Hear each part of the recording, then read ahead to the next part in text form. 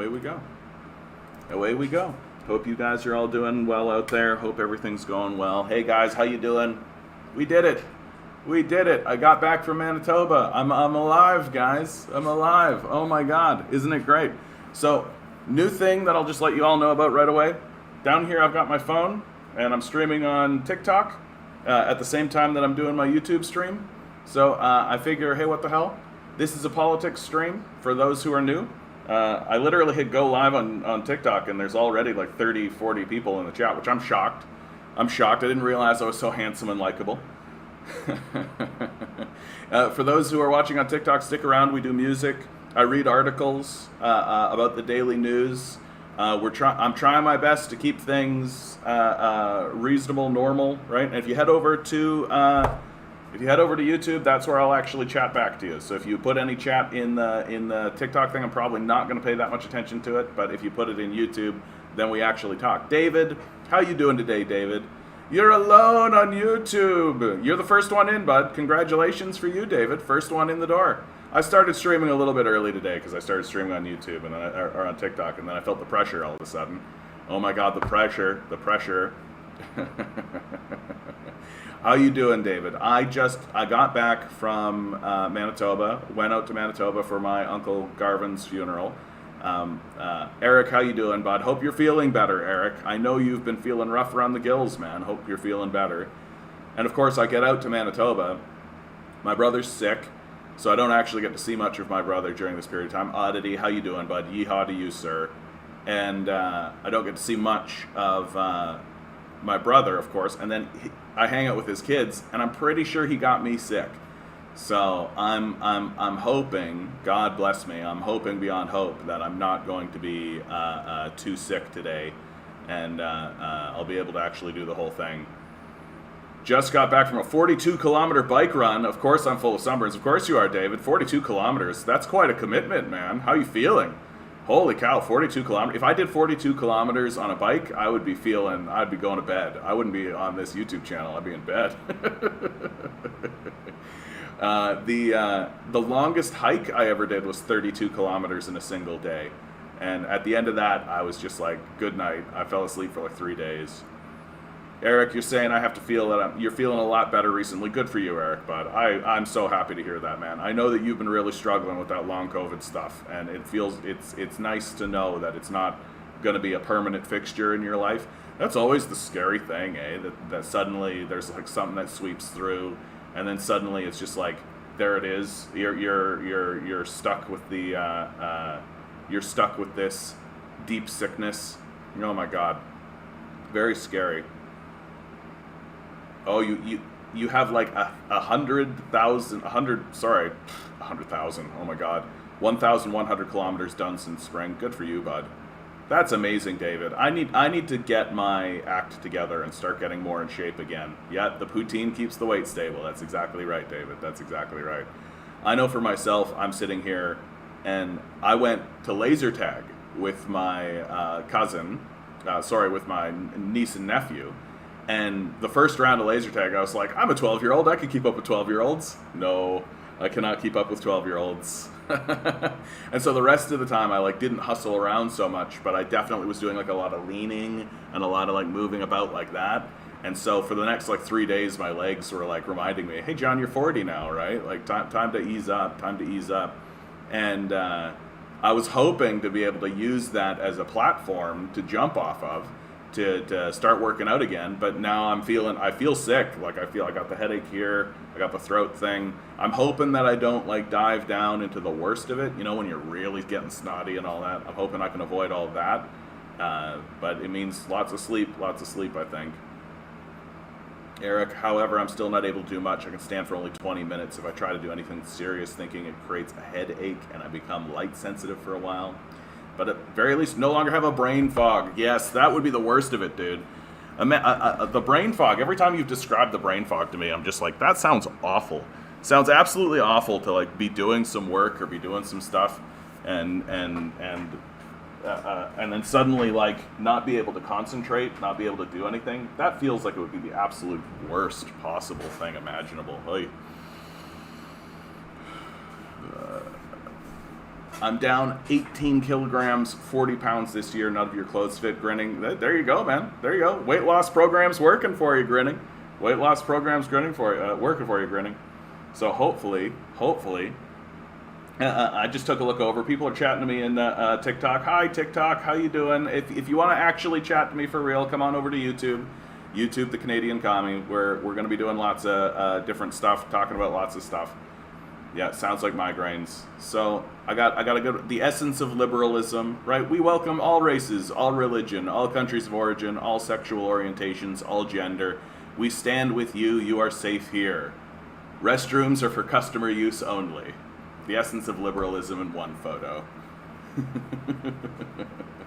We're super welcoming as long as you show up to work on time, right? Do what you're told, right? We're so happy to facilitate whatever race and religion, whatever sexual orientation, gender, wherever you're from, right? If you're a new immigrant, if you're a natural-born Canadian, right? We're open arms and totally welcoming as long as you do all the work.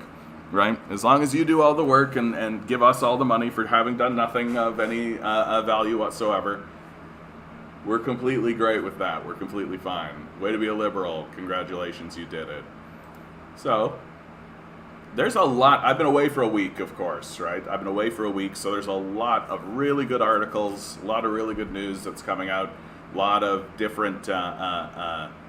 This one's really close to my heart, right? Which is... the United Nations Human Rights Office of the High Commissioner, finally they got a group down to the Xinjiang province into China and to investigate these claims that are coming out of the West, specifically America, right, and Canada, that there is a genocide occurring or has occurred in the Xinjiang province in China. And so the United Nations send, so this is a statement by UN High Commissioner for Human Rights, Michelle Bachelet, after her official visit to China. And what I find interesting about this figure, Michelle Bachelet, is that her background is from Chile. She is a Chilean politician, right? She was the president of Chile from 2006 to 2010, and 2014 to 2018 for the Socialist Party of Chile, right? She's the first woman to hold Chilean presidency and the first elected female leader in South America. And basically, like, I'm going to read her statement here because I think it's an important statement, but the gist of it is that there's no genocide in the Xinjiang province. That the narrative that has been coming out, the counter-narrative that's been coming out of China and other sources like India, Pakistan, surrounding nations, that China has been trying to deal with a crisis. China's been trying to deal with a human rights catastrophe.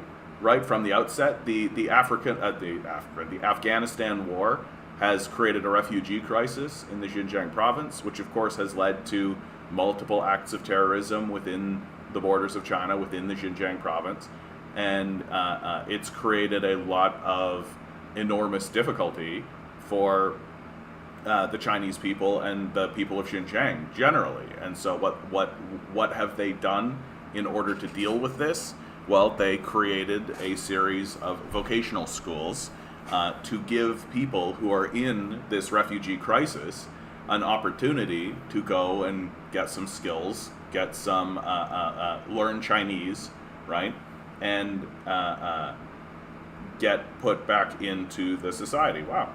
On TikTok, this thing already has 242 likes. Isn't that nice? TikTok, you're being so nice to me. You're being so nice to me. Nobody's watching me anymore on TikTok, but that doesn't matter. I don't understand how TikTok works, honestly. Like, I hit the live stream button and like 50 people showed up and then everybody left. I don't understand it, but that's okay. I'm just trying something new. And so I'm going to read this article. Oh yeah, why don't you put that in the Discord, Eric? Because I think that's a good idea. So Where's Watson? I'm welding my trailer together tonight. I feel so sexy. That's hilarious, dude.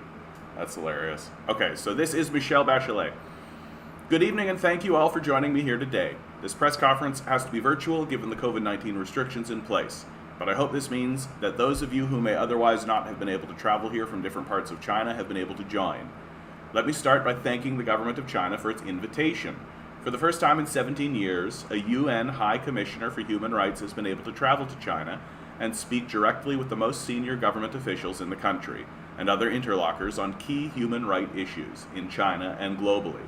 I appreciate the government's effort in making this visit happen, particularly the arrangements for my virtual meeting with President Xi Jinping. I was also able to meet with State Councilor Wang Yi, the Chief Justice of the Supreme People's Court, and with senior officials on public security, justice, ethnic affairs, and human resources, the State Procuratorate, and the Governor of Guangdong Province. I also met with All China Women's Federation. During my 2 days in Kashgar and Urumqi, I met with a range of officials, including the Secretary of the Chinese Communist Party of the Xinjiang Uyghur Autonomous Region, the Governor and Vice Governor in charge of public security, among others. I visited Kashgar Prison and the Kashgar Experimental School, a former vocational education and training center, among other places. In addition, I was able to interact with civil society organizations, academics, and community and religious leaders, and others inside and outside the country. In advance of my visit, my office and I met virtually with a number of civil society organizations that are working on issues relating to Xinjiang, Tibet, Hong Kong, and other parts of China.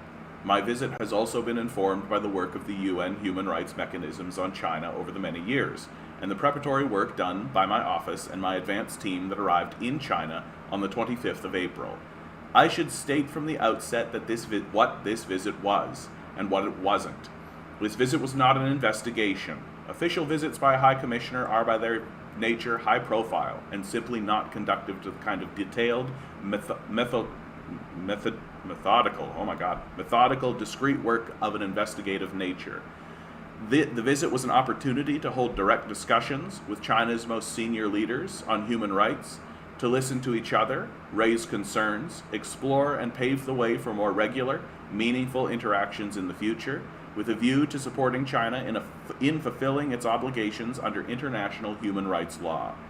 Considering China's significant role in multilateralism, the visit was an opportunity for me to also discuss several other regional and global issues, where China can use its leverage to bring political solutions. To those who have sent me appeals asking me to raise issues or cases with the authorities, I have heard you.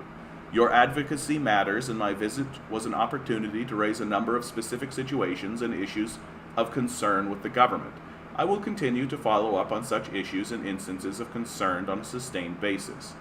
It would be presumptuous of me to try to encapsulate the full complexity of this vast country's human rights situation in one statement, but allow me to highlight the key topics we were able to discuss at length. Poverty alleviation and the eradication of extreme poverty, 10 years ahead of its target date, are tremendous achievements of China. The introduction of universal health care and almost universal unemployment insurance scheme go a long way in ensuring protection of the right to health and broader social economic rights. China's efforts in support of the multilateral 2030 agenda and the Sustainable Development Goals, both at home and international, are also valued. We stressed the importance of advancing gender parity and appropriate geographical distribution. Over the years, there have been important legislative and judicial reforms. On gender equality, I welcome revision of the law on protecting women's rights and interests, which should bring about several improvements for protection of women's rights. I also commend the recent reform of the Civil Code that introduced provisions on sexual harassment as well as the anti-domestic violence law that provides for restraining orders to protect women and children at risk.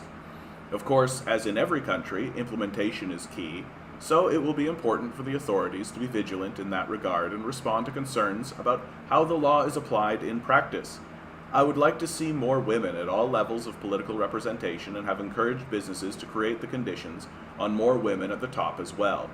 I welcome China's stated aim of ensuring quality development, closely linked to strengthening the rule of law and respect for human rights. This is formulated in the Human Rights Action Plan of China and other policy documents.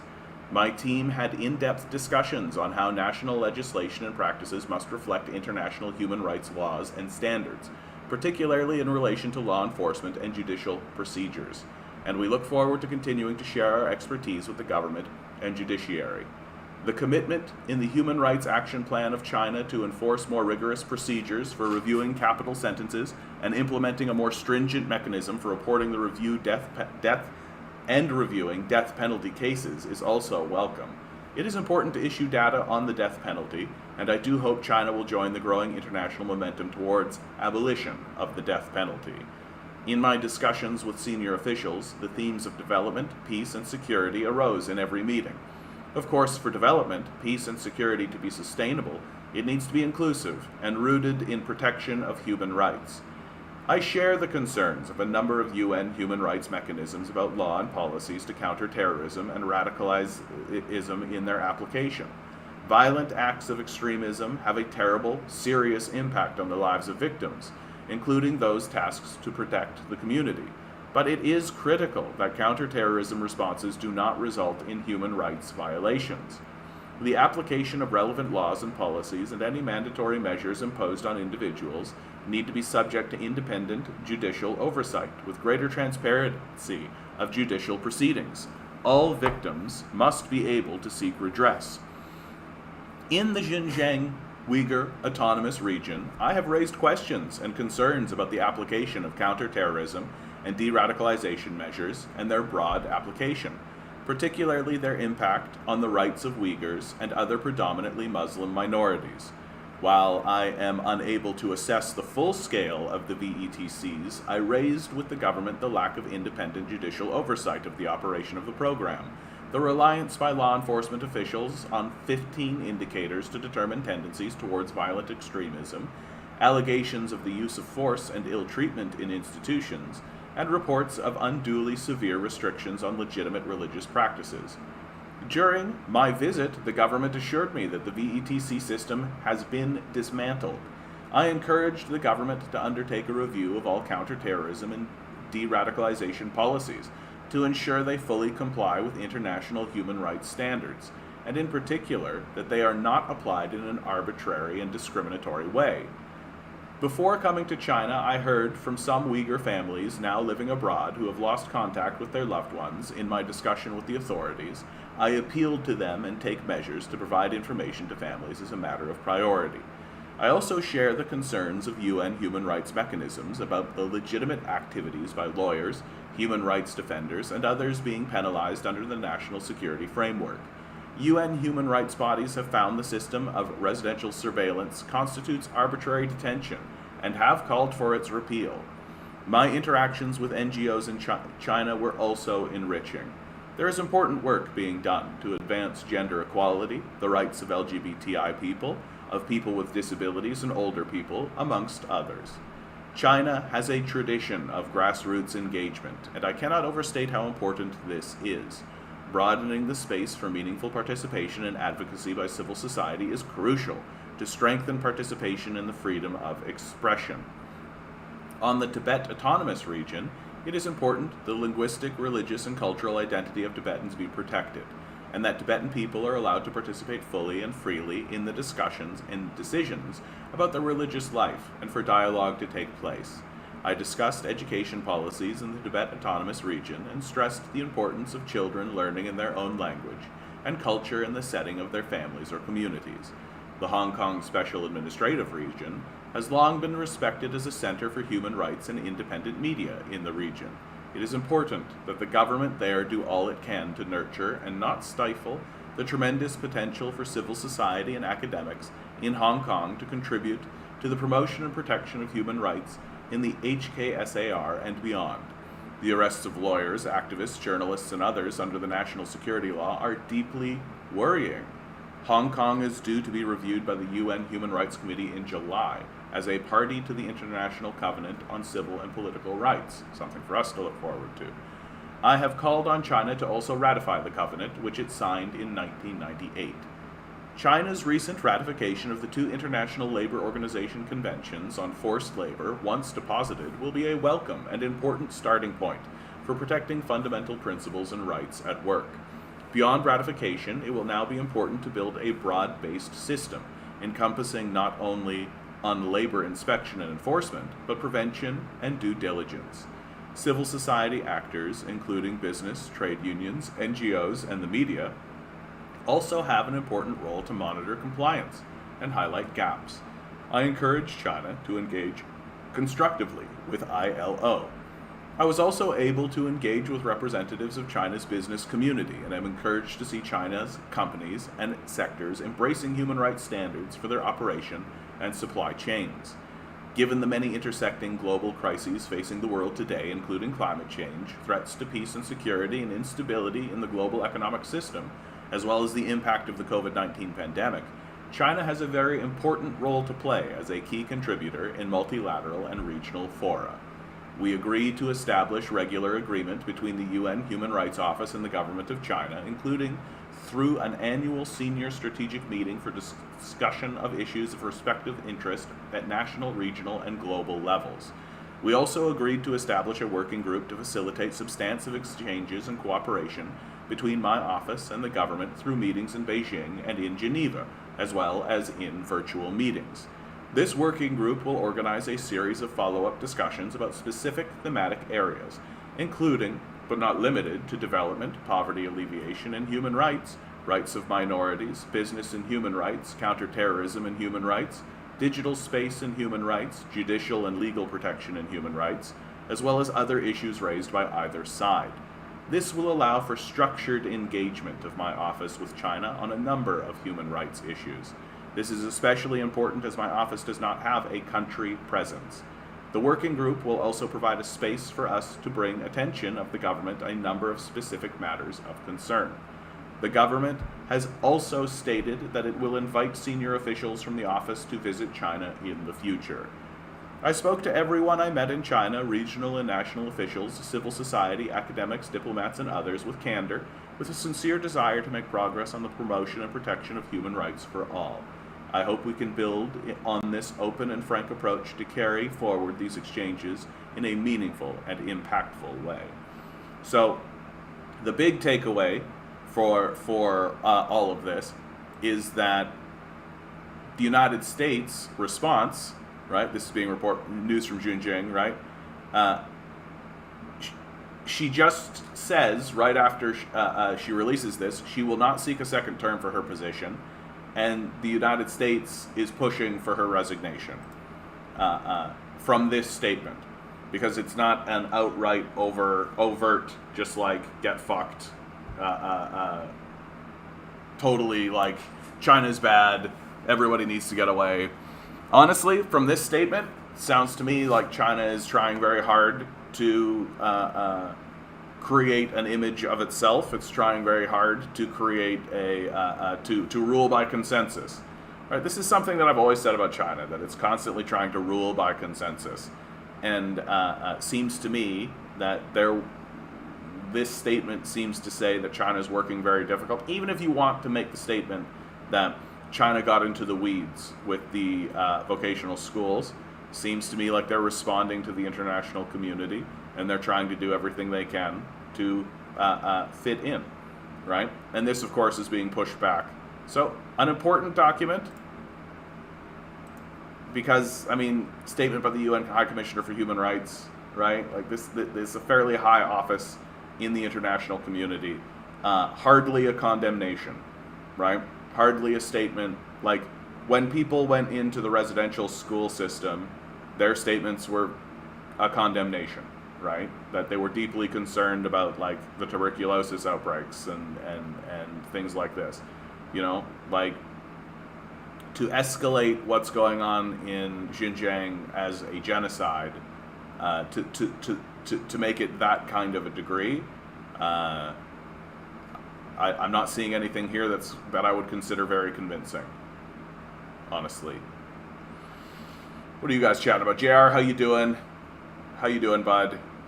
TikTok is scary because China is actually efficient at endeavors they explore, so it's scary what social media can have as populist, no-hold approach it has. Well, also I've noticed that, like, TikTok, it's trying to be non-political. Like, I literally can't click on a thing that says, oh, this is a political thing, right? I can say that it's like pop culture, right? But there's no politics section in TikTok, right? And they do everything they can. Yeah. TikTok is big China AI powered. Well, and China's also like they're starting to get quantum computing out there. That's one of the things that's starting to really happen. Like the quantum computing is coming out of China for sure, and we're going to see big changes in computing, and it's going to start and originate in China. And so we are going to see more AI powered stuff. We are going to see more stuff coming out of China like that. The company do this report once a year, and they've been doing it for 11 years. Sorry, Eric. Oh, so I have a document. Oh, yes. Yeah, please share that for me, Eric, and I'll get to it. Just remind me, okay? Yeah, China's actually efficient. Yeah. Especially in the unregulated West. Well, what we're seeing is like the difference between like when you have just like a free market system where anybody can do what they want versus a country that actually gets organized, right? Like how often do I say this? Like if you're not going to actually be organized, if your whole idea of governance is just let the free market decide, well, people who are well organized and have a lot of resources are going to be able to overwhelm you, right? Pretty straightforwardly, they're just going to be able to overwhelm you. So it's pretty nutty to me that we're like, yeah, obviously China is starting to take things over because they're actually organized to do so. I thought as much. Forcing C. Demand better, how you doing? Methane, good to see you. China seems to want to help and take care of its population, which is in stark contrast to what's happening to us over here, with the vulnerable being taken advantage of. I mean, that seems to be the case, right? Like, we have the UN, we have the High Commissioner of the UN coming in and being like, hey, their poverty alleviation is commendable. Like, we have to actually pay attention to this. Do we have a policy of poverty alleviation here? Is any government, is any opposition party, is anyone in our political system at all talking about poverty alleviation? Does anybody over here actually give a shit? No. It's all just like, get a better job. Pull yourself up by your bootstraps, right? It's all just abandonment. It's this culture of abandonment that we have over here. While China is like, well, we shouldn't abandon people, and in fact, we should do the opposite, right? And so they're trying very hard, and it's the trying that I think matters more than anything. Like, I've said over and over again, if we were at least trying to confront climate change and still failing, I think we would be happier as a people and as a society, right? There would be less anxiety. There would be less kind of, because we would actually be trying. But we're not. We're like banning straws and trying to sell people electric vehicles and dumb shit like this. Demand better, how you doing, bud? While I like the capitalist death cult fact meme, you might get more clicks from including topics in your title. Yeah, topics, not a bad concept. I'm always trying to find ways to. I'm still plugging around, right? Still plugging along, still trying to find ways to get a better engagement, right? Trying to find ways to grow the thing. It's slow and steady. Especially like, it's pretty obvious to me that the channel's been shadow banned, right? The growth of the channel has basically halted, which, what do you expect, right? We're going through a pretty bleak McCarthyian period.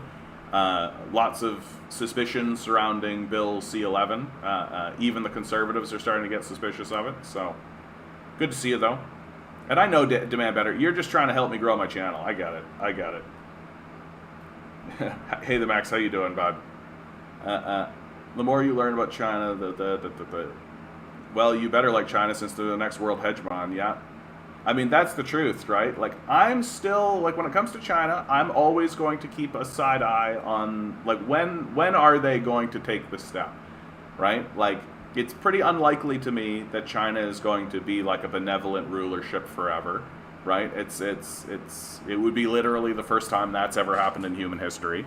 But right now, it's like slow and steady wins the race for China, right? They're steadily kind of plugging along, and I'm waiting for the moment when I'm going to take a look at them and be like, it's happened, right? They've finally taken the step. The evil empire is upon us, but we'll see. Like, all of these institutions become corrupted at some point, right? So we'll see how it goes. Honestly, the way this report reads, that China's trying to do everything in their power to respect workers' rights, to welcome any constructive criticism, to make their system better. Yeah, Like, that's kind of the bottom line on it, right? Like, even if you want to make the argument that they stepped into the weeds and got into trouble, right? Like, they they're trying. God damn it! Like, they're trying. It's pretty obvious that they're trying. You know. Yeah, the West isn't hard to beat. Our government does absolutely nothing. Good point, David. It's not hard to do better than the lowest possible bar. Hey, Nova Scotia, how you doing, bud? Welcome back. Thank you, sir. I appreciate it. It was a beautiful trip. It was a beautiful trip. I connected with people in my family, like literally having conversations with family members I've literally never talked to, because they've just, they live in Alberta and I don't. Hey, Kaya, how you doing? Good to see you. Did you know calling someone a cis white is a suspendable offense? I got suspended from a Facebook group for calling out a white cis man who wants to call the police on Indigenous people living. White cis is a slur. Well, yeah, I know people who consider it that way, like who get quite offended if you say that they're a cis male, right? And what was the statement that they were making? They were saying, no, I want you to call. If you have to talk about my gender, then you're going to call me a heterosexual male. That's what it is, and I'm going to consider it a slur. And so, in my view, it is a way to push back against the gender culture, right? It's the culture wars. I don't tend to engage too hard in the culture wars on this channel because you guys know me. I try to focus on class. Class issues are what matters the most to me, and I think what matters the most generally. Which isn't to say that issues of race and gender don't matter. I don't want to say, preclude that. But it's an interesting development that I'm seeing that white males are starting to push back, and they're pushing back on the being called cis, right? I'm not a cis male. I'm a heterosexual male. Thank you very much. And of course, the white male's position is always like, why are we talking about my sexuality anyway? Like, I don't want to. I'm not interested in talking about my sexuality. I don't want to be addressed that way at all, right? Like, and so there's that element of like some communities and some corporations are starting to say like, okay, you need to identify yourself as like a cis male or he she and all this. And of course there's a pushback against this. And the pushback is basically, why are we talking about my sexuality at all? I don't want to talk about my sexuality. I'm completely disinterested in telling people what my sexuality is. I'm not interested in discussing sexuality. And I mean, there's something to that as well. Like, why does a person have to tell you what their sexuality is whatsoever? So, as always, it's a crapshoot. It's a crapshoot, and I more or less am of the opinion that it's all a way for liberals to defend themselves against serious conversations about class. Right? You don't have to have serious conversations about class as long as you take a strong sort of leftist progressive view on gender issues. Right? As long as you're defending like trans people and gay people, then you don't need to actually have a position on class or talk about the irrelevancy or the illegitimacy of the class structure, right? And that's kind of how I've come to view it. I'm glad you heard the advice was in the spirit of course, demand better. I anytime anybody tries to give me advice, this is the position I take, is that they're trying to help. They're trying to help. Like and whether or not the advice is any good, that's beside the point. We need more ears hearing about China's success and learn from how they've challenged the global capitalists. That's the absolute truth. That's the absolute truth. Like, China has been successful. And to say anything else is childish, right? And, like, even, like, look, even if the people who are like, well, what about the Uyghur genocide? Like, even if you were to believe that at the worst possible element, it's still a compare and contrast. You're still comparing and contrasting, right? And sorry guys, like the Uyghur genocide, right, doesn't overwhelm the crazy bullshit that capitalism produces, right? Like even if the narrative that I'm supposed to buy into is that once every 30 or 40 years my culture is going to do something dramatically evil, right? Well, the United States is currently committing 2 genocides, and like they've got concentration camps on their borders, for God's sakes. Like the system of capital is currently engaged in a war in like literally like dozens of places. They've fomented coups across the entire planet. The nuclear bombardment of Hiroshima and Nagasaki, World War II alone. Like, It's a compare and contrast. And so even if I take the worst possible narrative that I can about China, China is still heads and shoulders above the West in massive and serious ways. And so the idea that Westerners bring up like human rights abuses as a critique against China to me is adorable. It's just absolutely the most adorable position to take. But I mean, we're a very childish culture, right? The reason why I bring this article up, this time thing, so Putin may be winning the information war outside the U.S. and Europe.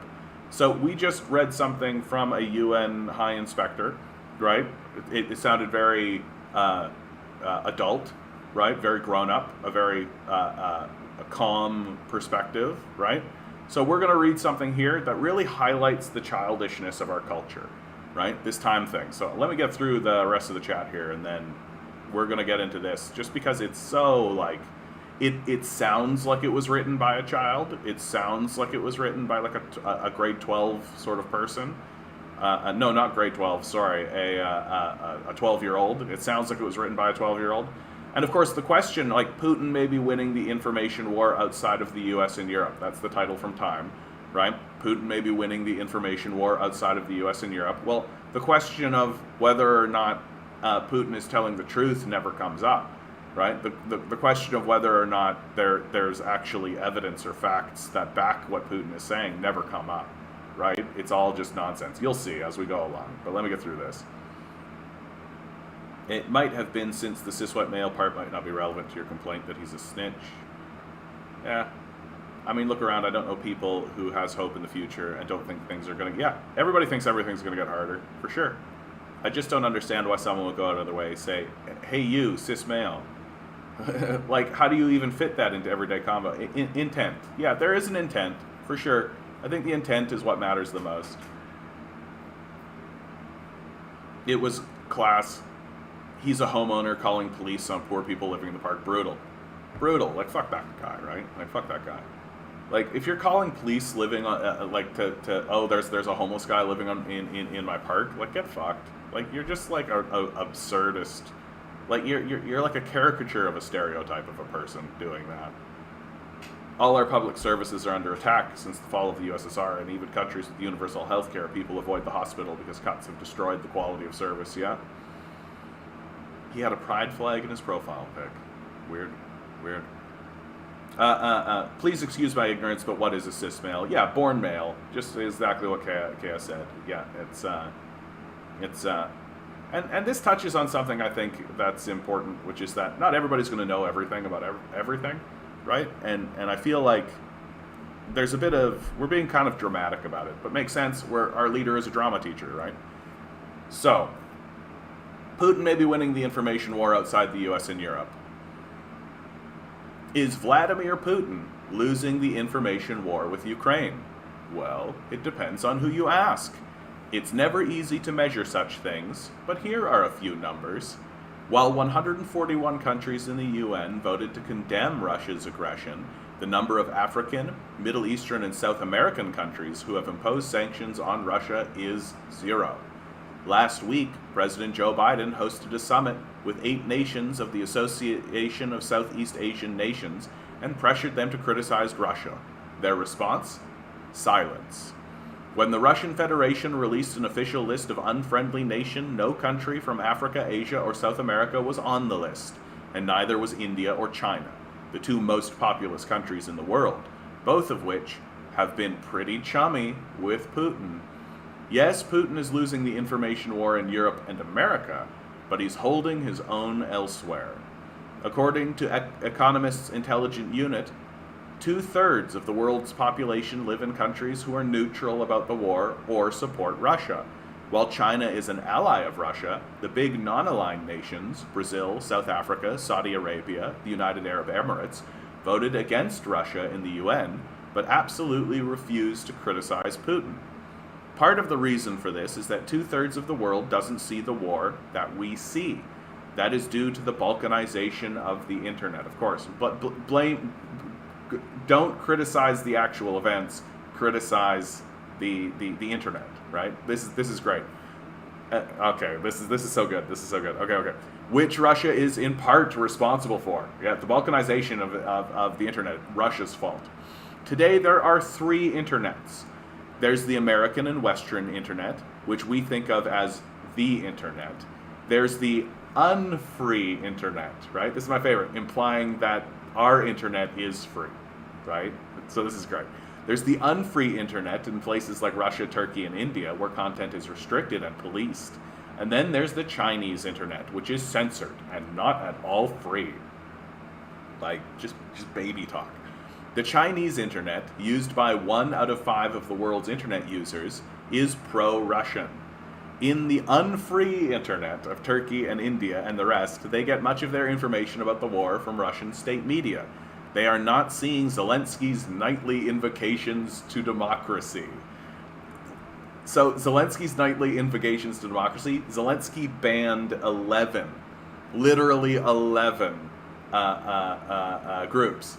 11 political groups, all of them leftists, right? So your socialists and your communists, even some centrists and liberal groups went, right? So Zelensky bans political groups, keeps the Nazis intact, by the way. Yeah, the Nazis totally fine. We're allowed to have Swoboda in there. That's totally normal. Normal society, banning leftist groups, keeping intact the Nazis.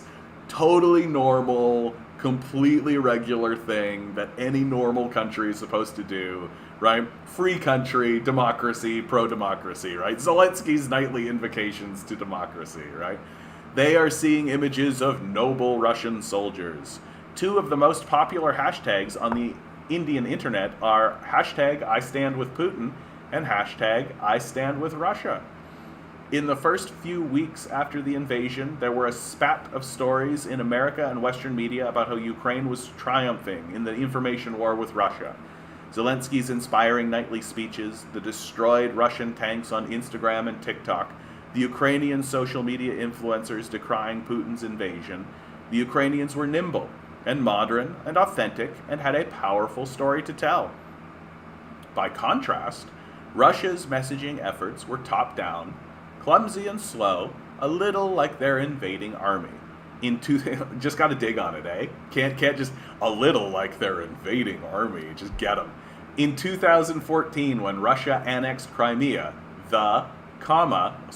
it's the space, comma, so it's spelling error.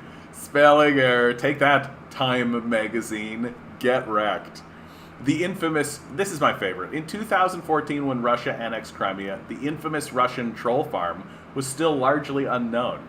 But its use of false personas, phony websites and blog posts, and malicious bots seemed to be state of the art of disinformation. I gotta tell you, man, like, imagine believing that this Russian troll farm, let's say the Russian troll farm completely exists. Let's say it's normal. Let's say it's completely like, absolutely, there's a Russian troll farm. Of course there's a Russian troll farm. The idea that this Russian troll farm is more powerful than the fucking CIA, right? Like, the idea that a Russian troll farm is able to trump and defeat literally the CIA, CSIS, right? The United States State Department, right? The Pentagon, right? Rand Corporation, the United States military, like, all of this shit is laughable. The idea that we're sitting here actually taking seriously the idea that the Russians were able to create a disinformation network that was more powerful than the CIA is such a fucking garbage position. Like, you've got to have baby brain rot to actually believe this is the case. Back then, Russia had the advantage of surprise. Remember the Russian troops in Crimea that were first described as little green men? The reports of alleged harassment of Russian speakers in Crimea, few connected this rash of disinformation to a Russian troll farm in an unmarked building. That was 2 years before the 2016 election and long before the Mueller report detailed Russia's efforts to interfere in that election, right? Because it was Russia's fault. Russiagate. Russiagate was completely the truth, you guys. Hillary should be the president if it wasn't for the Russian trolls. Like, still maintaining this absolute garbage, far, like, kooky conspiracy theory, right? The Russiagate nonsense. Like, the Russiagate conspiracy theory is as bad as, like, JFK is coming back to run as vice president under Trump, right? It's just as kooky, it's just as wild as any other conspiracy theory you've ever heard. Like, I really am of the opinion that if you're not treating the Russia gate with the same kind of dismissal, or at least the same kind of interesting curiosity as like the moon landing was faked, right? If that's not where you're at, you're in trouble, man. You're in trouble. It's just a conspiracy theory. It's just nuts. This time, Putin telegraphed his efforts for weeks and months. He had over 100,000 troops on the border of Ukraine, but couldn't or wouldn't explain what they were doing there. What are you talking about? Like, straight up, what are you talking about? The Donbass war was like they're literally being like, yeah, there's a war over there. We need to have troops on our border to ensure the war doesn't spill over into Russia. Like, what are you even talking about? Like, that's such a garbage position to take. The Russians were pioneers in what is called hybrid warfare, a mixture of information war and kinetic war. The Russians were pioneers in what's called hybrid warfare? What the fuck? What the fuck? The Russians were the pioneers? What the fuck are you even talking about? Goebbels doesn't exist. The Nazi propaganda machine doesn't exist, right? Like the CIA doesn't exist, right? Like Reefer Madness doesn't exist. Like none of the propaganda system throughout the United States doesn't exist, right? It was the Russians who were the pioneers in what's called hybrid warfare. The mixture of information war and kinetic war. But the Russian military machine seems to have no meme battle plan or even how the war would be seen on social media. So they're the pioneers of it, and they have a system that's so powerful that they can sway elections here in America, right? This Russian troll farm, it's high tech, all this kind of stuff, but they seem to have no battle plan, right? It seemed to no seen on social media. Right? The enemy is both weak and strong, right? Classic Nazi propaganda, right? That's Goebbels shit right there. Russian messaging was sophisticated in 2014, but they didn't get much better. Everyone else did. Back in 2014, social media was still text dominant. Today is the era of real-time video. Zelensky understands this. Putin doesn't. When I worked in the Obama State Department, I visited Ukraine in 2015, so after the coup, to help with their messaging, right? So literally this guy is saying, when I worked in the Obama State Department, I visited Ukraine in 2015 to help with the far right's propaganda after the coup, right? Post-coup propaganda. Like, this is what this guy is just admitting to us. Amazing. When I met with their then acting information ministry, the first question he asked me was, what is a press conference? They were pretty hopeless. Yeah, because they're street thugs, right? Like, the acting information minister is like literally a street thug that gets like thrown into this. And he's like, what is a press conference? All I've done is drink beer with my Nazi buddies, right? But over the next few years, American and European funding for fact-checking organizations and social media training helped jumpstart their transformation. So here's this guy just outright admitting that he helped organize and helped get together far-right groups in Ukraine in order to empower them, right? Like, empowering far-right groups never backfires, guys. Never backfires. There's no history of like industrialists or capitalists coming to the aid of far-right groups and then having that backfire in big and significant ways, right? Right? That's never happened. Now, with their TikTok influencers and multiple channels on Telegram, they are very much up to the moment. They, 2 periods. They have even launched a state-sponsored volunteer IT army, which has been carrying out cyber attacks on Russian targets. In the early days of the war, they put out a call for volunteers on the messaging app Telegram, which has been the main digital battlefield of the war. As many as 500,000 people responded. They created an open source platform for white hat hackers to fight the Russians. They shut down Russia Today for a day after the invasion. It was like people volunteering to fight for the republics in the Spanish Civil War, but using laptops instead of rifles. But while Russia's messaging has been clunky and old school, let's not forget, they are not the primary target. We are not the primary target.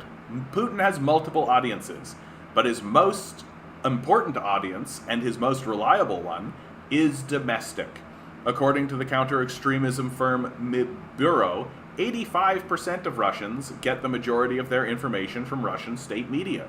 There, they get a steady diet of Nazis in Ukraine, claims that Ukraine is not a real nation, concerns that Ukraine is pursuing genocide against Russians, and the professionalism and generosity of the Russian military. It's a simple formula. Russian state media is a projection of how Putin sees the world. Or perhaps Russia, right? Or Russians generally see the world, right? According to the Levada Center in Russia, one of the country's few independent pollsters, more than half of Russians see NATO and the US as the cause of the conflict. Only 7% blame the Kremlin. As if this relentless state propaganda was not enough, Russia is inoculating its own domestic audience against Western and international narratives about Ukraine by creating a host of fake fact-checking shows and organizations to preemptively undermine any news that contradicts Putin's narrative. Like, project much, eh? Like, listen to the projection in this. Listen to how much projection there's going on in this. It's so incredible to me how much projection is going on in this narrative, right? Russia's largest state channel, Channel 1, has created a show called Anti-Fake that rebuts what they say are false stories about the war in Ukraine. It employs all the tropes of fact-checking, statistics, forensic analysis, black and white video to prove the claims about Russia atrocities are made up and staged. The Russian Ministry of Foreign Affairs posts your daily #fake, which includes short videos debunking Western claims about the invasion. There's a Russian channel on Telegram where so much of the digital battle for truth is going on, called War on Fakes, which says it's debunking the information war against Russia, because we don't have anything like that over here, right? The encrypted platform Telegram has become the most important battlefield in the information war in Ukraine. It is the instant news channel for the war, used by both the Ukrainians and the Russians. Zelensky has a channel on Telegram where he talks directly to the Russian people in Russian. Russia has created dozens of channels on Telegram. One reason the information war is more hidden today, because so much of it is on an encrypted platform that does not broadcast, rather than Twitter or Facebook. The other reason the information war is harder to see these days is that the platforms have abandoned neutrality and taken a side.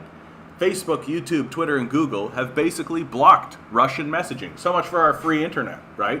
Like, here he is, outright admitting, like, that they have blocked sources and they've blocked places, right? So much for your free internet, right? Like, the whole idea that, oh, they're unfree and they've got censorship. Well, here you are saying Facebook, YouTube, Twitter, Google have blocked Russian messaging. So much for your free internet, right? YouTube announced a global block of Russian state media and removed over 1,000 channels and 15,000 videos. Free internet. Facebook has restricted access to official Russian outlets, Russia Today and Sputnik, in the European Union, and banned Russian state media from running ads. Once again, free internet, right? Netflix suspended its service in Russia. This is new territory for the platforms which have always wanted to appear apolitical. In response, Russian courts have declared Facebook an extremist organization. I mean, given that Facebook is allowing for people to call for the death of Russian citizens, yeah, I agree. Zelensky may be the TikTok Churchill. Get this, right? How about this for a claim, eh? Zelensky may be the TikTok Churchill. Wow. And a champion of Ukrainian democracy. Wow, man. Wow. Just like, pump this guy up, eh? Pump this guy up. Sure, it's cool that he banned 11 political parties, all of them leftists, and left the Nazis in place, but he's a champion of Ukrainian democracy and the TikTok Churchill, right? But he has taken some decidedly undemocratic actions at home, so now they're just going to tell you about it, right? Like, he's a champion of Ukrainian democracy, but in March, Zelensky banned 11 Ukrainian political parties because of their links to Russia. Has nothing to do with communism or anything like that, right? Most of the parties were small, but one, the Opposition Platform for Life, has 44 seats in the 450-seat Ukrainian parliament and is Ukraine's largest opposition party, right? It is led by pro-Russian Ukrainian oligarchs with close ties to Putin. In that same month, citing national security, Zelensky effectively ended independent television broadcasting in Ukraine by consolidating all national TV channels into a single state platform. This wasn't much reported on in the West, no shit, but it was headline news in Russia and China, yeah, no shit. It's like an extremist act, right? To like literally ban 11 political parties, one that has like a tenth of the seats, right? A tenth of the seats and they get banned, right? Of course, not mentioning that the Nazi Party is completely left intact, right? No banning of the Nazi parties. Nazi parties still in effect.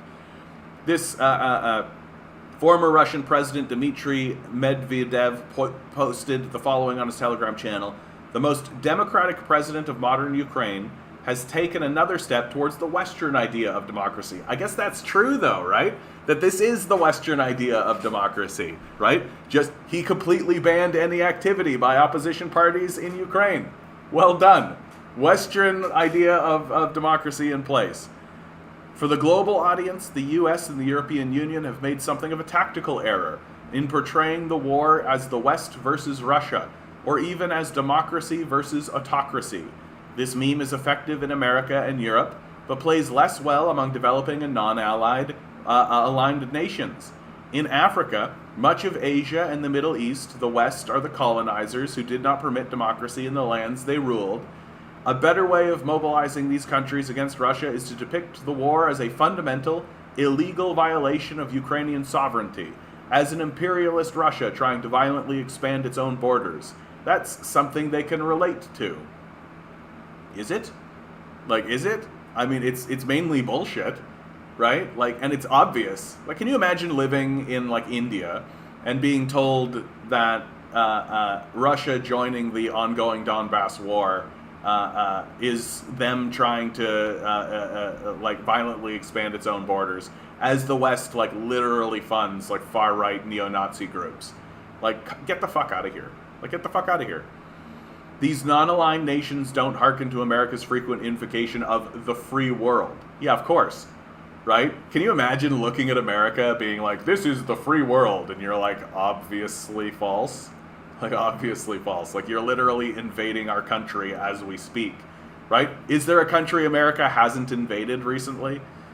I think that's what they're mainly upset about with this, is that how dare Russia defend itself and defend its borders?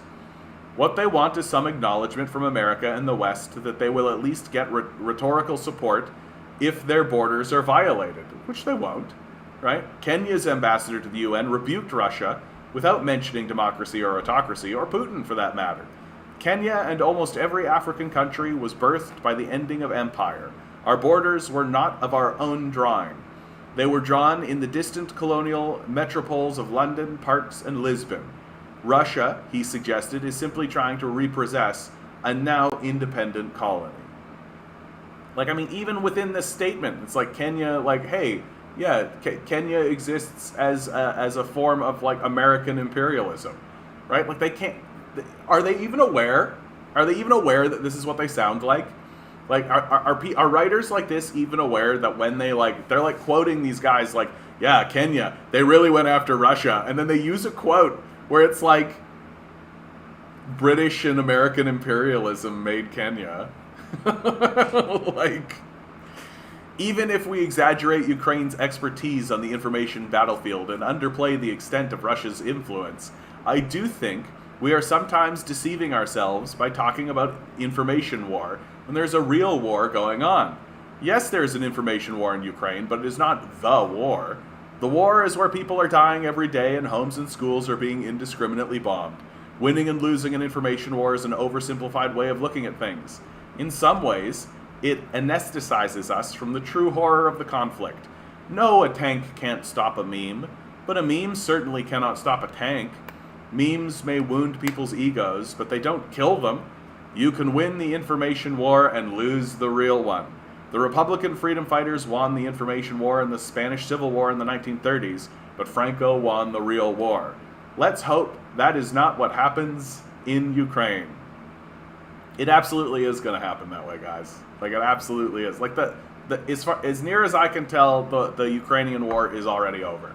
Like, I haven't been tuning in for the last week, but literally every time I touch down on anything, in the Russia-Ukrainian war, it's literally like Russia destroys another thing, more Ukrainians surrendering, right? Like, it's not like we're pouring people into the region, right? It's not like we're escalating it.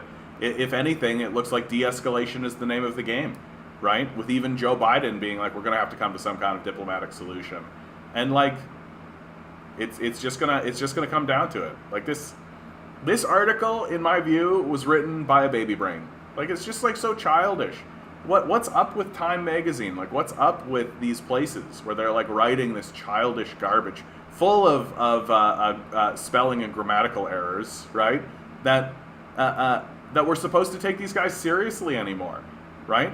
Like, at some point, we've got to start saying that the real reason why the United States is in this major decline is because the people who are running the place are idiots, right? They're just fucking idiots. It's as simple as that. Like, the system of capital has spawned a bunch of rich, detached morons who don't understand anything about what's going on and are just pursuing their own personal vanity projects and don't give a fuck about anything else, right? Like, you take a look at Trump, like, take a look at Biden. These guys are just morons pursuing their own personal vanity projects. They don't care about the country or even their own legacy. Like, they don't give a fuck at all. Yeah, censorship and propaganda is just something only enemies do. Everything we do is just, righteous, and virtuous. Everything they do is evil and wrong. Exactly. Remember, John, the West is always correct. And if you go against that narrative, you're spewing propaganda. Exactly. I'm very worried about Ukrainian immigrants here in Canada. They're exporting their ideology. Yeah, it's the same thing that happened post-World War II, right? Post-World War II, you had a whole bunch of Nazi groups, right? And a whole bunch of far-right groups fleeing from the region for obvious reasons, right? Like, the Soviets pushed them out and pushed them back, right? So they were forced to flee. Well, where did they flee to? They came to Canada and the United States, and they've gotten involved, deeply involved in the Liberal Party, right? Like, there are many things that that Pierre Elliott Trudeau, Justin Trudeau's father, did in order to placate and keep on side the Ukrainian. And this is a good opportunity to actually talk about. I went to the Human Rights Museum in Manitoba, which was it's a beautiful monument, right? It's a beautiful monument. And it seems to me like their general strategy is admit our atrocities of the past, right? Like the residential school system, admit these things of the past so that we can maintain the accusation of atrocities overseas, right? So, like, the Holodomor, for example, is featured in the Human Rights Museum. The Tiananmen Square massacre is featured in the museum, right? And so it seems to me like this is a monument to it has two kind of benefits, right? The first benefit is the acknowledgement of our own atrocities, which are real, right? To gain political support and political sympathy from those groups, but also to maintain accusations of atrocities overseas, which seem to me to be somewhat up for debate still. Yes, the people who have impoverished them, telling them what's what. Yeah. I'm a Russian bot. I got the order of Putin helping to beat Hillary. Perfect. Thanks, Nova Scotia. I appreciate your candor. I wonder how many First Nations people have been hurt by this. Yeah, that's a good question. It's a good question. So moving on. This one is from the Jacobin. Jacobin has been really, really, really on point through all of this, right? This one's from Ben Burgess. We don't need a culture war. We need a class war. Polarization isn't intrinsically good or bad, but the kind we have now is a roadblock to progress. We need to find ways to depolarize along culture war lines and repolarize along class war lines. According to one estimate last year, more than 35 books about American political polarization were published between 2009 and 2019. In 2020, publishing companies continued to push out titles like Trust in a Polarized Age by political philosopher Kevin Valier, Compromise in an Age of Party Polarization by political science professor Jennifer Woloch, and Why We're Polarized by journalist Ezra Klein. A few months ago, USA Today published a list of helpful tips for reducing polarization, like make social media kinder and avoid repeating misinformation, even to debunk it. One item advises readers to think twice before sharing a really funny meme that heightens partisanship. Reading that, I imagine a USA Today reader's mouse hovering over the share button on a Facebook post. The meme is really funny, but sharing it would contribute to polarization. Sweat rolls down the reader's face as they ponder the dilemma. I'm skeptical that a series of decisions by individuals to virtuously abstain from promoting memes or debunking misinformation could ever significantly narrow America's political polarization. Nor is it immediately obvious what else would do the trick.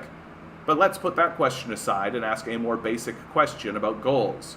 Should we want to reduce polarization? If so, why?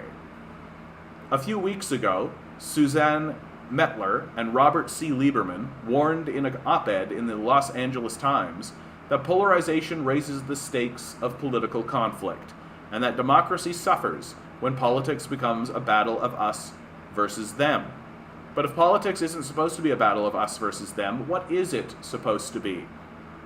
The implicit model of political debate underlying most polemics against polarization goes something like this. Politics is about problems. Political differences arise when different factions coalesce around different proposed solutions to those problems. This only works well, however, when everyone remembers that they're fundamentally on the same team. As the USA Today piece puts it, partisan disagreement is the normal, useful tension that drives democracy. But it's toxic that things have reached a point where destroying the other side becomes the goal. There are at least two problems with this picture. The first is about ideology, and the second is about interests. We call them the human objection and the Marxist's objection. The human objection is that not everyone has the same ideological goals. The problem-solving model of politics assumes that we're trying to solve the same problems. So the only reason we come to different conclusions about what should happen is that we're making different predictions about how various policy proposals will work out. But as the philosopher David Hume argued, there's a gap between facts and values. Judgments about what's right or wrong, good or bad, or what everyone or anyone should or shouldn't do, never rest on exclusively factual assumptions. There are underlying should premises. To see how this works, think about the movement for a $15 minimum wage. Some of the disagreements between supporters and opponents of Fight for 15 really are about the empirical facts. Do minimum wage increases necessarily lead to increases in unemployment? A growing body of empirical research casts doubt on this premise, but many opponents of minimum wage hikes insist that it's true. The argument usually stalls out in wrangling about this point. But even if it could be conclusively proven that a federally mandated $15 minimum wage would trigger, say, a 3% spike in unemployment, mostly because of smaller firms with lower profit margins shutting their doors, this wouldn't end the debate. Leftists like me would continue to advocate a $15 minimum wage. We'd just make sure to mention in the same breath the long-standing left-wing demand for a federal jobs guarantee. The pairing of these two demands would hardly be enough to bring about right-wingers or even liberal centrists. The growth of the public sector at the expense of the private sector would be ideologically congenial to us and the ideological abhorrent to them. They would care more about the right of small business owners to stay in business, while we'd care more about the right of workers to make a living wage. The conflict would continue, in other words, not because of different judgments about the empirical facts, but because of different goals. This brings us to the Marxist objection. Not only are we not all on the same team in terms of our normative preferences, we aren't on the same team in terms of our material interests. Mainstream political debates often include references to how the economy is doing, which suggests that everyone whose fortunes are bound up in the economy is being taken into account. But this is measured by indicators like the stock market that tells us far more about the profits of business owners and investors than about the workers' wages. Never mind the public benefits paid out to those who can't work. Increases in corporate profit tend to coincide with greater employment, but those can come dramatically apart, as we've seen during the COVID crisis, and even in the best of times. The interests of people who have to work for others for a living are opposed, along multiple dimensions, to the interests of the people who employ them. Every extra cent added to a worker's paycheck by militant labor organizing is a cent that doesn't go into owners' profits. High unemployment strengthens the hand of owners by dampening workers' bargaining power.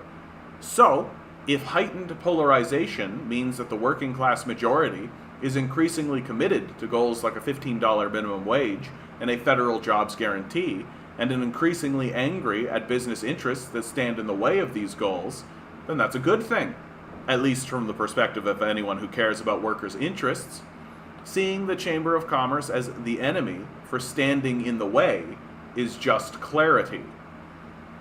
If the mainstream reasons for thinking that polarization is bad in itself don't make sense, does it follow that polarization is good in itself? Not quite. To see why, we only have to look around to notice how the different kind of polarization that currently defines American politics is from the kind of hypothetical polarization I just described. The last presidential election, for example, was a bitterly fought contest with extremely high turnout, but not one that mostly revolved around bread and butter economic issues. Medicare for all is supported by a majority of Americans. The only way to skew polls in the opposite direction is to include anti-Medicare for all talking points in the question, without including the standard responses. But both Donald Trump and Joe Biden were on record as opposing it before the election even started. Too often, the political system pits people in different regions and with different backgrounds and media diets against one another, rather than against economic elites. That's a very bad thing if you care about workers' interests. In saying this, I don't mean to minimize the so-called social issues that are commonly associated with these battles. The struggles for progressive social policies are vitally important. The problem with the culture wars is that they so often turn fights that should be about institutional policies into fights about individual behavior. Instead of arguing about whether the federal government should pay people to stay home during the pandemic, we end up arguing about the morality of individual mask wearing, denouncing COVIDiots, and hailing our commitment to science. Instead of demanding that universities shut down in-person instruction and positioning administrations that fail to do so as the enemy, students who take pandemic safety seriously end up ratting out students who violate social distancing protocols to those same administrations. Another reason that culture war battles are less favorable ground for the left than battles over economic interest is simple arithmetic. The vast majority of society would benefit from left-wing policy proposals. This doesn't guarantee that the vast majority will support them, of course, but it does make the task of winning majority support much easier. Some polls this year showed that either a bit less than half or a bit more than half of voters who identify as Republicans support Medicare for all.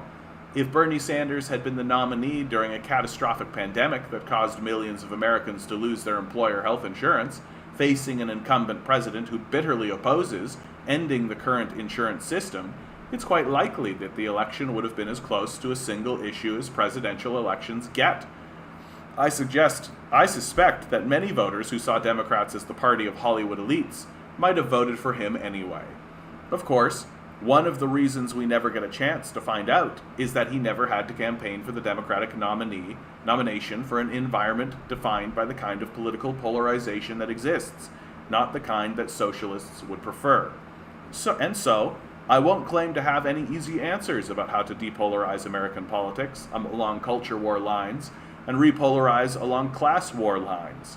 It's an enormous undertaking, but as steep as that path may be, it's the only one that can get us where we need to go. I mean, I'm more or less of the opinion that, like, if somebody says, hey, I'm going to pull out a gun and shoot you, and you say no, there's no middle ground there, and you're polarized with one another, right? Like, the polarization of our society and of our system is occurring because the stakes have gotten so high, right? Like, we aren't talking about small minor changes, we're talking about whether or not certain groups of people get to survive or not. right? And if your position is those people don't get to survive, right? Yes, you're going to be polarized. There's no such thing as a centrist position. There's no middle ground there, right? Yeah, our systems are too adversarial, more about fighting, less about solutions that work for people. I think that's absolutely true, Methane. That we are definitely in this place right now where, I mean, it's all about salesmanship, right? You just want clicks and views. So what's a good way to get clicks and views? Well, you get a lot of clicks and views if you create a good fight, right? And it doesn't matter if the fight is for the benefit of the people or not. It's just something for them to watch. All right, today's number is, we're doing the number draw. Here we go for today's number. Come on, I got 16 June people watching. 15, 2022. I'm expecting 16 numbers here. We got 4. 10 balls. We got Each 3. ball CR Stripe, has good to a see you, number. bud. Eric, grinning. Numbers 1 through 10. I'm in with a 7. I'm still picking that 7. Swirl the numbers. Swirl the numbers. Here we go. We got a good spread. Pick a number. Only 5 people in the chat. I get it. Today's number is 3. 3. CR Strifey. Ding, ding, ding. You're a wiener. You did it, bud. You're a wiener. Can we do the global wealth report after this? You got it, bud. Let's do it. Articles, global wealth report. So what is this that we're looking at, bud? This is from Credit Suisse. Why Wealth Matters. The Global Wealth Report. That's right. 3 is an 8 cut in half. That's right. The most comprehensive, up-to-date resource of its kind, our Global Wealth Report analyzes the household wealth of 5.2 billion people across the globe. Multifaceted and eye-opening. The research. So this is the Credit Suisse Research Institute Global Wealth Report, 2021. 418.3 trillion USD global wealth at end 2020. 56.1 million millionaires worldwide, and 79,952 USD average wealth per adult. So this is the average wealth. If you don't have this amount of wealth, then you're below average. Well, that would be me. Good opportunity. Like, share, subscribe. If you've got $1 jangling around that pocket, think about donating, right? Is this something I'm downloading? Oh, this is probably going to be massive, eh, bud? This is going to be massive. Yeah, dude, this is massive. This is like 57 pages. Don't think I'm going to be reading this one aloud. Annual change in net worth and its components using smooth exchange rates. What happened in 2008, guys? What happened in 2008, right? So the dark bar indicates financial wealth, right? The financial system just went blah, blah, blah.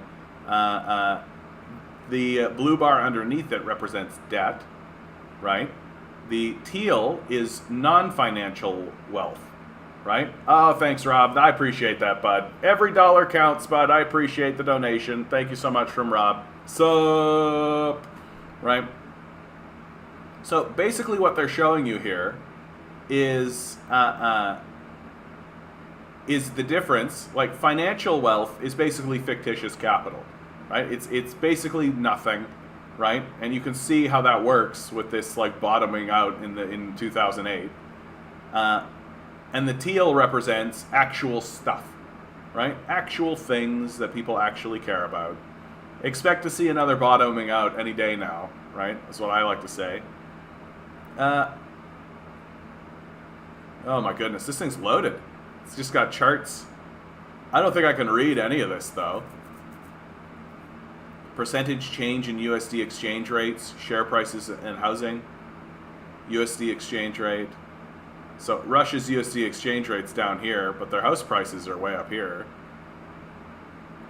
Share prices, China's like way up here. Yeah, I don't even know what I'm really looking at. Ooh, change in wealth per adult, biggest gains and losses.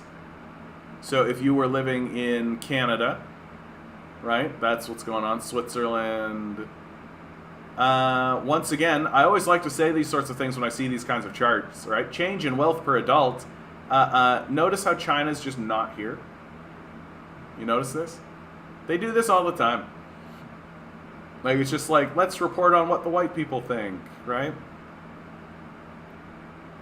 Growth of household wealth. Yeah, this is a huge. This is a huge. Something like this is pretty helpful, right? Wealth levels, right? Over USD 100,000, right? Gives you a sense of where the wealth is. Little pockets here in South America, but below, like Africa, doing really poorly, right?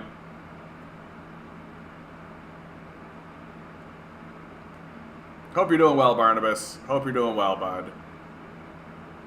Country ranking by wealth median. But this would definitely give you, I feel like this map here gives you a pretty good just snapshot of who is at the top and who is either ascending or kind of in the middle, right? And like gives a pretty clear picture of how places like India throughout the Middle East, right?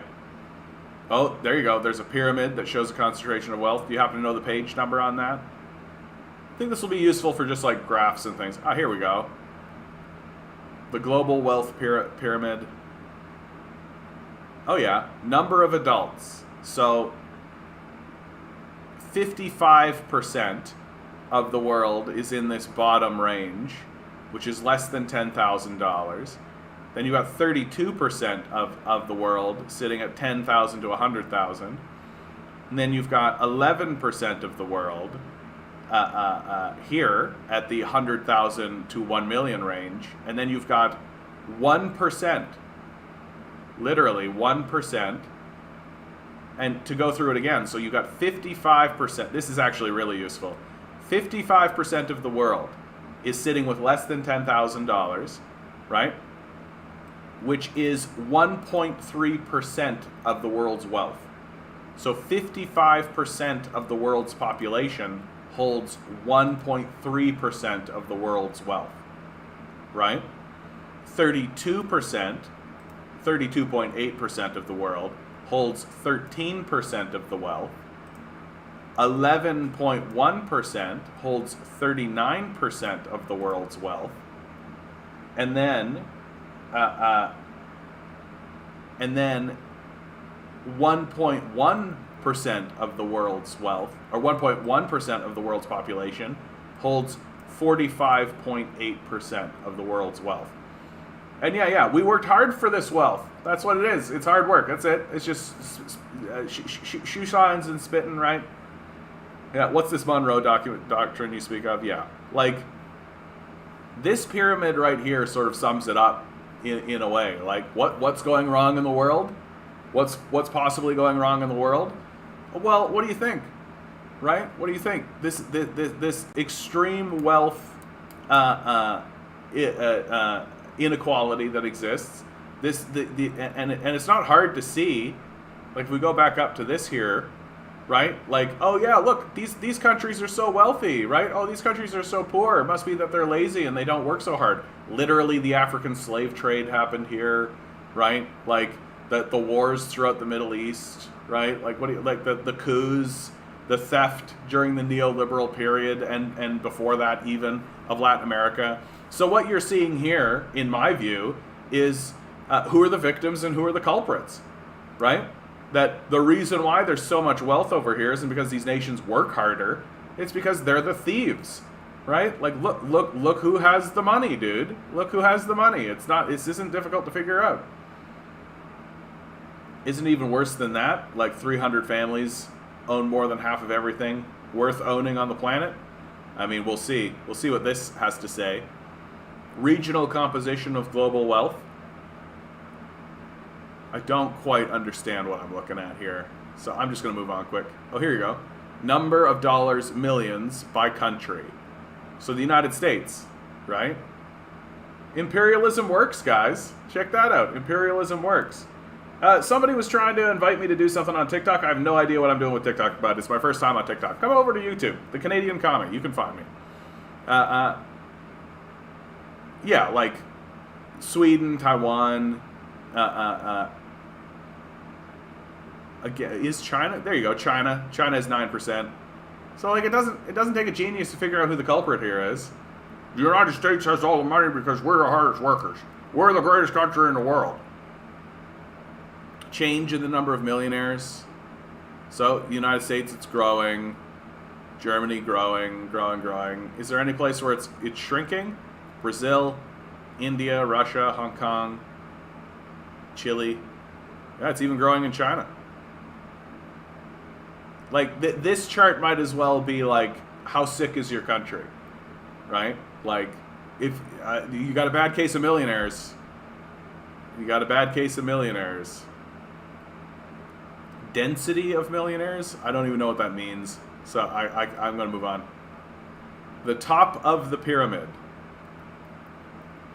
So if you've got, okay, here you go. 1 to 5 million, right, looks like there's 49 million people. 5 to 10 million, 4 million. 10 to 50 million, 2 million. And over 50 million, 215,000. And that's not even getting up into the billionaire class, right? Like, they're not even getting up into the billionaire class. Ultra high net worth of individuals in 2020, top 20 countries. America, just like way out there, right? Like way the fuck out there. I can't imagine what's going on in the United States. Why is everything collapsing? Why is everything collapsing in the United States? I don't understand. Why is everything getting worse? Can't possibly be because we've got this like disease, right? Like we've gotten this. Yeah, the game is so easy to win when you're born across the finish line. Yeah, I was thinking about that the other day about someone like Shapiro, right? Like Ben Shapiro was born into a position that he couldn't fail, right? And so he just wanted to be a media guy. He just wanted everybody to pay attention to him and his stupid opinions. Yeah. Hello, John. I'm training a guy. You're training a guy to do what, Cotton? Good to see you, by the way. Good to see you. Got YouTube censor. My question was, how does the average adult have 80K in the bank? That seems absurd. Yeah. But I mean, like, if you have 10 guys and one of them has $1 million and everybody else has nothing, then the average wealth for all of them is $100,000, right? So that's how averages can be tricky, right? And when we talk about polarization, like, I mean, it doesn't take a genius to figure out, like, yeah, your averages are going to be pretty skewed, right? Like, you've got this kind of disparity going on. You've got this kind of extreme inequality happening. Well, then your averages are going to be skewed. Because if, per my example, right, one guy has $1 million, everybody else has zero, and the average is $100,000, right? Let's just keep going down here. Wealth inequality trends, Gini coefficient, wealth share. I don't know how to read this, so I'm just gonna move on. Global wealth inequality trends. This is a cool document, dude. This is a cool document. Global GDP forecasts. Oh, look, all the lines are going up. Everything's going to be great, guys. Don't worry. There's not going to be another collapse. Don't worry. The housing market's normal. Everything's fine. Right?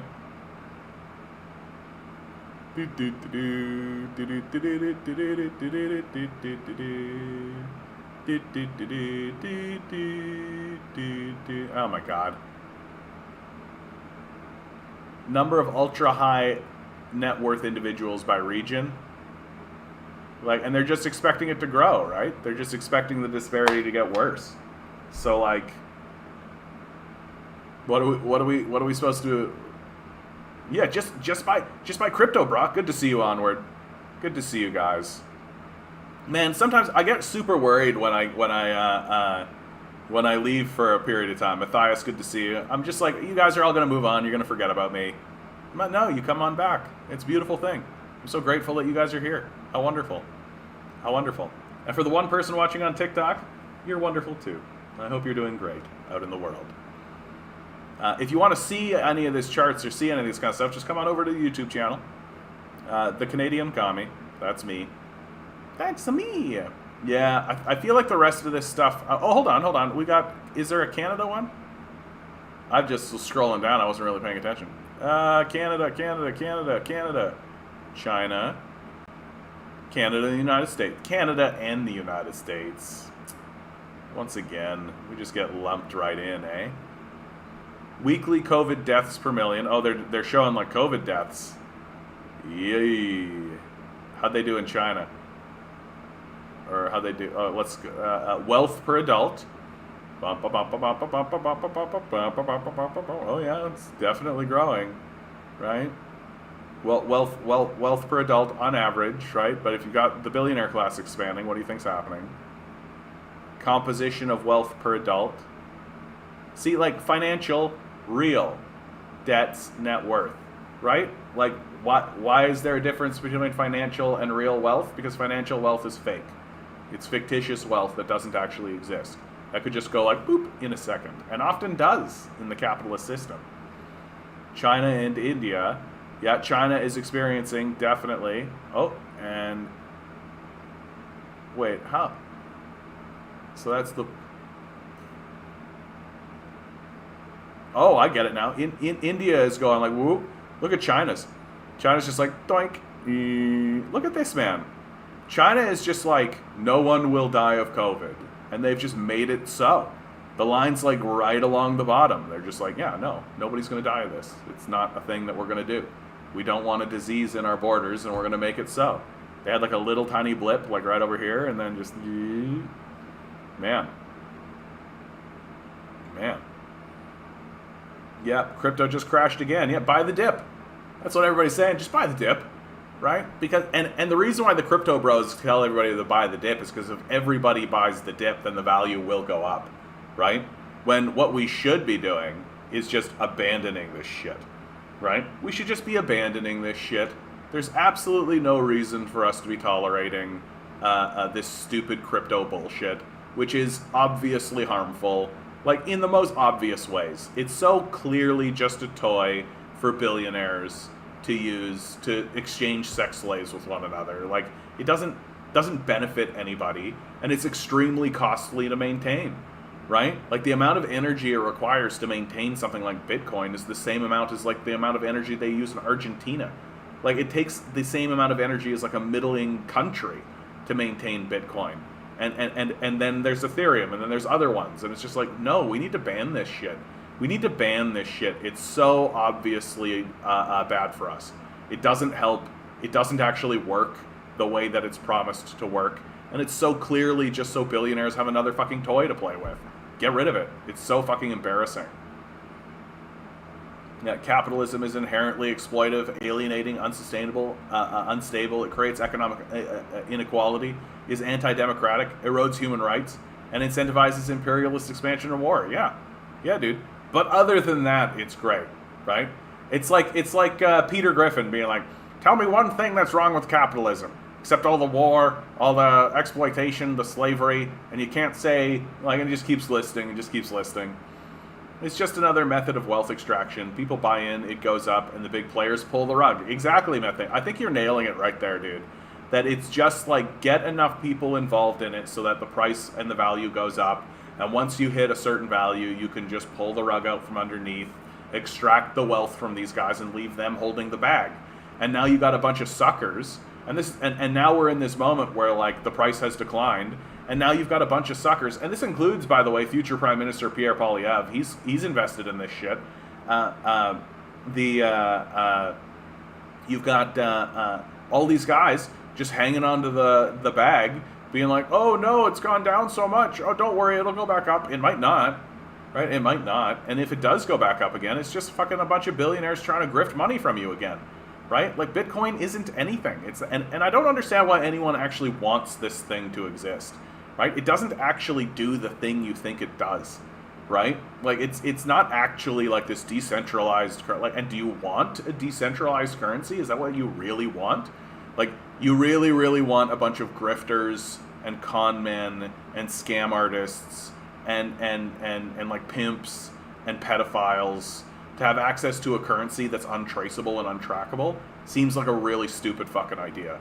Seems like a really stupid fucking idea. Just from the outset, I'm just like, oh, that sounds terrible.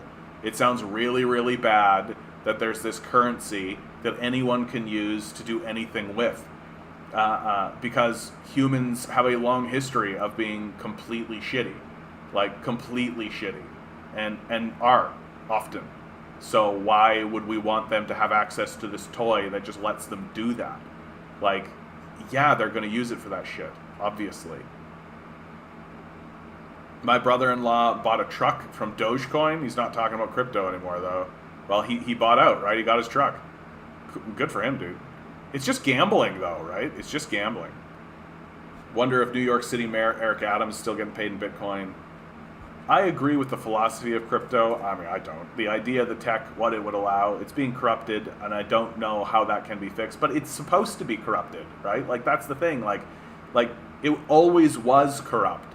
Like, this idea that it's just like when people say of capitalism, oh, this is crony capitalism. It's like, no, this is capitalism. This is how it's supposed to work. It works this way. It's designed to work this way. I feel exactly the same way about crypto. It's like, yeah, it's supposed to do this. It's a wealth extraction tool. That's what it is. It's always supposed to work this way. He turned 5K into 12K, but I know he lost way more than $7,000 this week. Yeah. Well, I mean, like, it's just gambling, right? The stock market, crypto, all this shit, it's just a form of gambling. And it's the same thing with, like, the NFT market and all this shit. It's just gambling. And, like, it's stupid. Like, do you need evidence that people have more money than sense? Do you need evidence that what we should be doing is giving money to poor people? Do you need more evidence that we should be, like, actually helping people get food and shelter? Right? It's the existence of the crypto market. Like, oh, I have just money to gamble on a stupid thing that doesn't actually achieve anything and is dumb. It's a toy for babies. Like, yeah, we should take that money away from people and give it to poor people. Very straightforwardly, right? If you've got money to spend on crypto, you've got money to help your fellow citizens. You'd be better off gambling with Forex. At least your money won't be made off of some tech bro. Yeah, the idea of crypto, as I see it, would allow you to exchange digital currency between two parties without need of government money. It should be outside their control. Is that good? I think that's fucking terrible. Like, I think you just described, like, a terrifying dystopia to me.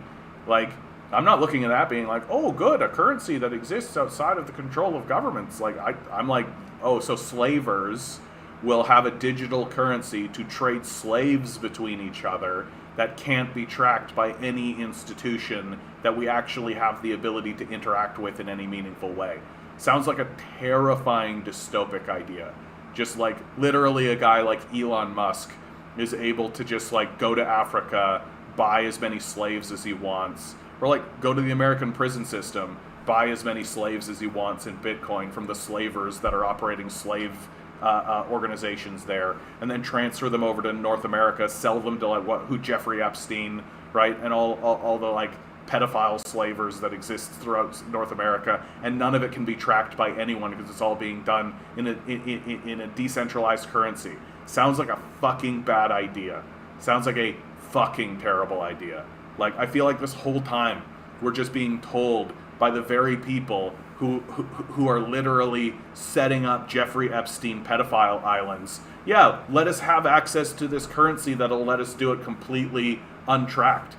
Totally. It's normal, right? This completely decentralized, untracked currency you can just let us have, right? You don't need to look into what we're buying or selling. You don't need to look into anything we're doing, for sure. And even if you do, right, there you won't be able to. You'll just see that there was a transaction of some kind. It's just terrifying to me. Just don't put in more than you can afford to lose, brah. That's what they're all saying now. Yeah, of course, now. I don't really see your point. You want government to have control over the things you buy. Look, the conversation becomes muddy because of the collapse of democracy in America, right? Like, we're dealing with a much larger issue than the crypto issue, which is that the government itself has been bought out by corporate power, right? that corporate power exists, and we don't really have a democracy anymore. It doesn't really exist. And so that's what gives fuel to the idea of crypto, is that people are sitting there being like, oh, well, given that all, and of course we're Westerners, so we have such baby brain when it comes to thinking about this. It must be all governments are like this, right?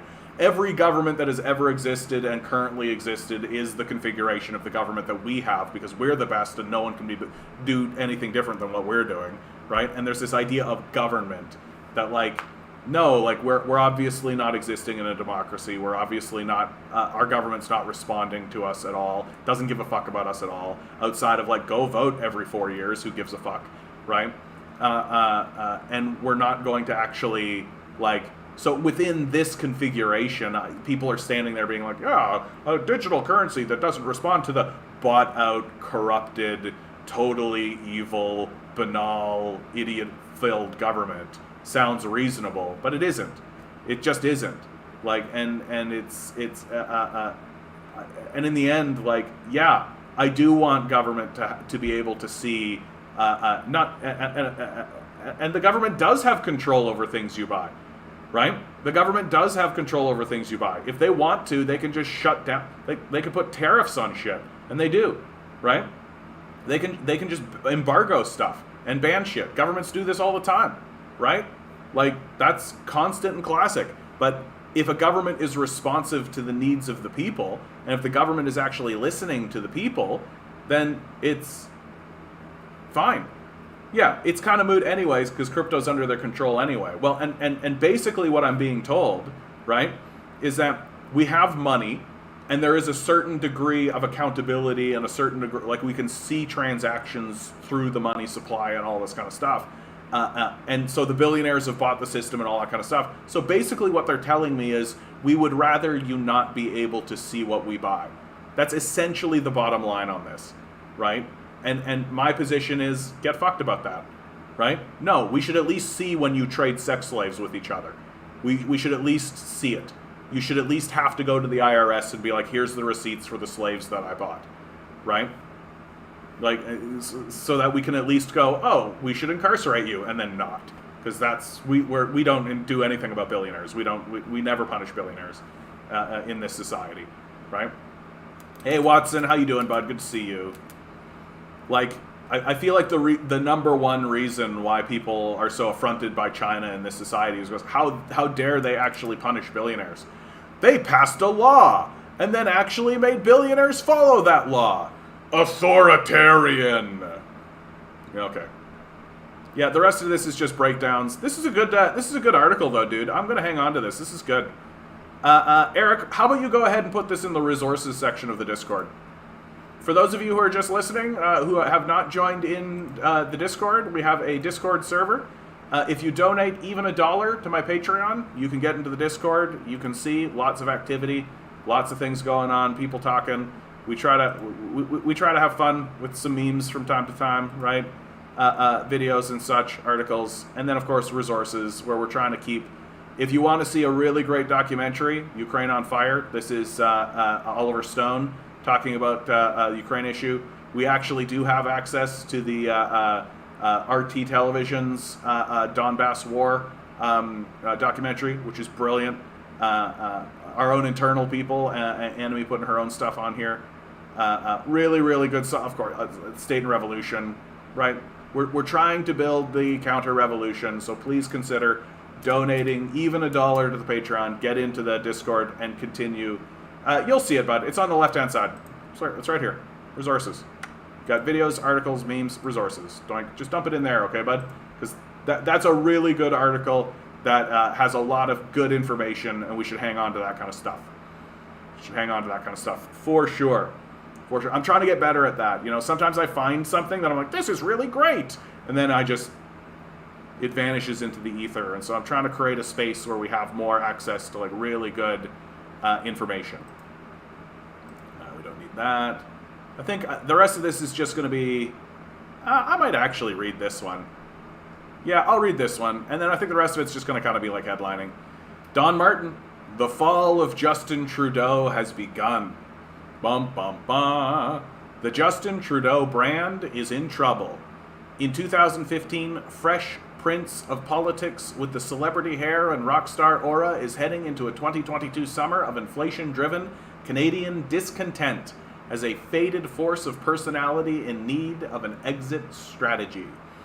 You know there's a reputation hit happening when Trudeau becomes the unnamed star of a children's book, How the Prime Minister Stole Freedom, a satire about his handling of the Freedom Convoy and vaccination mandates, which now sits atop the Amazon Canada bestseller list. On a more serious vein, there's an alarm sounding over his leadership style when former top bureaucrat Paul Tellier unleashes in Policy Options magazine, warning Trudeau's control freakdom of an office is in the process of destroying the public service. And the word destroying is not too strong. Too woke, too precious. And while this is hardly scientific, after a weeks-long survey of just about everyone I've met, and many of them liberals by voting inclination, the overall judgment on Trudeau is one of being a political write-off, with their body language alternating between exasperation and eye rolls. He's too woke, too precious, preachy in tone, exceedingly smug, lacking in leadership, fading in celebrity, slow to act, short-sighted in vision, and generally getting more irritating with every breathlessly whispered public pronouncement. And that's just the one-sentence summary. As one prominent and wealthy 40-year-old Liberal supporter told me, I won't send them another dime until he's gone. He's a wimp. Trudeau is, of course, undoubtedly oblivious to all this. He didn't even break a sniffle during question period Tuesday, although he seemed to have great trouble answering questions without reading a script as he copes with a second COVID-19 infection. It was a daunting run of questions that demanded all his artful dodging talent for reading non-answers to questions. He needed to protect his foreign affairs minister for allowing a bureaucrat to attend a Russian caviar party in Ottawa, his public safety minister for promoting a nose stretcher that police requesting the Emergencies Act to cope with the Freedom Convoy, they didn't, and shrugging off a Globe-obtained government analysis showing his 2030 emissions targets will be extremely difficult to meet, especially as he does nothing to meet them, right? If you do nothing to meet your targets, you're not going to meet them. Real straightforward.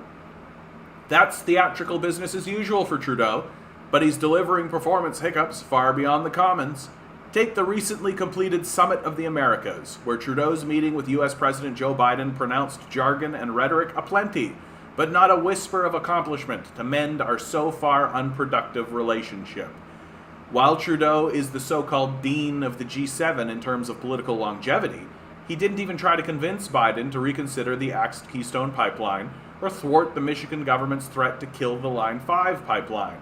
This is a time when the U.S. is playing footsie with dictator-run Venezuela to alleviate the energy price crisis. So Don Martin kind of tipping his hand, showing us what he thinks about world politics, i.e. he's an imperialist. Even when Trudeau does spring into action, his motivation appears suspect. The Wall Street Journal recently derided Trudeau for acting in response to U.S. developments by toughening Canadian gun laws in the aftermath of the Texas school massacre, and re-emphasizing a woman's right to an abortion in Canada ahead of the U.S. Supreme Court ruling this month. Apparently, Canadian politics is too boring, or parochial or something, the editorial observed. If he wants to influence U.S. politics, we recommend he emigrate and run for Congress. But mostly, Trudeau just doesn't act.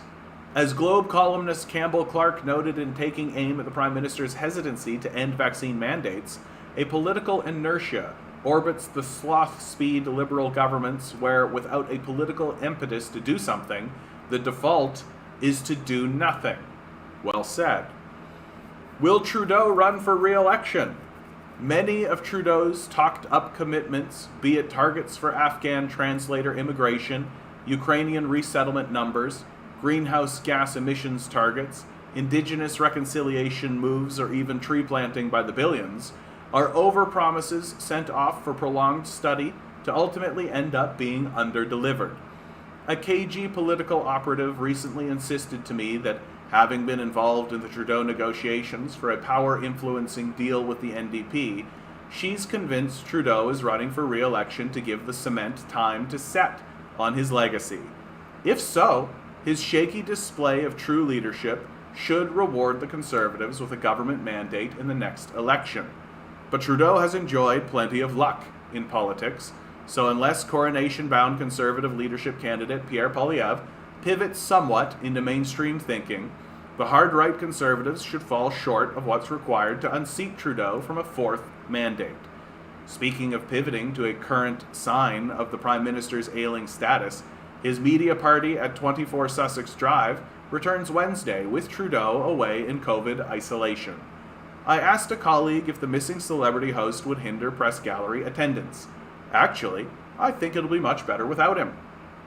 There's little doubt a lot of Liberals are thinking the same thing about their party under Justin Trudeau. That's the bottom line. Yeah, I mean, the numbers don't lie, right? Trudeau is fading in the polls. People don't really like him, right? Yep, and our sock dem NDP are propping this Liberal scamp. That's my favorite. Like, I'm subscribed to a lot of NDP stuff, and they keep trying to come out with, like, look at what the Liberals are doing. I'm like, you're supporting the Liberals. Like, shut up. I don't care what you say. Like, I don't care what these NDP say. They stand up and they're like, look at what Trudeau is doing. Yeah, you support him, right? Like, shut up. Straight up, shut up. Speaking of Sparkle Socks Trudeau, I love it, dude. Sparkle Socks Trudeau. What a great name. His Liberal cronies have pushed through Bill C-11 without debate last night. Yes, I saw this. Yeah, Bill C-11 will be worse than the Emergencies Act by tenfold. No, it won't. Like, it won't be worse than the Emergencies Act. Like, the Emergencies Act literally lets the government seize property and, like, do incredible things. But, which isn't to say Bill C-11 isn't... I'll be curious. I'm very curious to see the effect that Bill C-11 will have. I think the worst thing that's going to happen is... It means that I won't be shown to international audiences any longer. Like, that seems to be the thing that is coming out of it that I'm shocked to see, and I'd be surprised if there wasn't some kind of charter challenge, because it really is going to reduce the amount of international views that I'm going to get, right? And the amount of international perspective that we're going to get, right? But it's so difficult to get the populace to care. I want to bring attention to this, right? Like, this is the most shocking shit of my life, dude. Like, when I saw this, I was just like, oh, like, we're actually in a way worse spot than I think we are, or thought we were. Much of the information we receive from news organizations is false. 44% agreeing with that statement. It's really low. Like, way lower than I thought it was going to be. Official government accounts of events can't be trusted. 52% agree with that statement. Again, extremely low. Way lower than I thought, right? And when we see what the breakdown is, so much of the information we receive from news organizations is false. As you can see, PPC voters, way over here. Conservative voters, over here. Green Party, and then you get into NDP and Liberal, and majorities of people actually think that what the news organizations are saying is fine. I don't know why they've singled out Alberta. Like, why aren't I seeing a breakdown? Like, why is Alberta the... But you see here, leftists are saying that most of the information we receive from news organization is false, right? 69% disagree with that statement. Like, that's a huge problem. Hey, Major, how you doing, bud? It's a huge problem for any leftist movement. Like, leftists are actually saying out loud in public, in like on polls, that, oh yeah, we could trust the news media. That's fine. We could trust the news media. What are you talking about? Like, what the fuck are you actually talking about? Like, you can read the news media and get, like, facts and information, but, like, I can basically show you article by article, like, how they bullshit us and how they manufacture consent, how they lie to us constantly, and the idea that it's the right that's actually sitting there going, yeah, I'm mistrustful of what news organizations say, while the center is sort of like on a 50-50 split, but the left is trusting the news media. That's really, really shocking to me, dude. It's really, really shocking to me. And then you can see official government accounts can't be trusted. Again, and it's the same kind of breakdown, right? It's the same kind of breakdown. I find this to be blistering, but it explains so much about why the left isn't forming up and actually protesting, right? Because the left has gone full-blown gullible, if you ask me, right? If you're sitting there telling me that you trust what the government says and you trust what the news media say, you're fucking gullible. There's just no other way to... Well, and of course they don't define what left means. So I assume left means, in this case, liberal and NDP. That's what I assume. Because they don't give a shit what the communists say. They don't care at all about that. So, like, if you're on the left of the spectrum here in Canada, you trust your government, you trust your media. So you're a sucker, right? And that's huge sections. 63%. 63%. Right? Huge suckers. You're just a massive sucker. And why can't we get people out to protest? Why can't we get people out to organize? Because everybody's listening to the media and listening to the government and thinking that what they hear is right.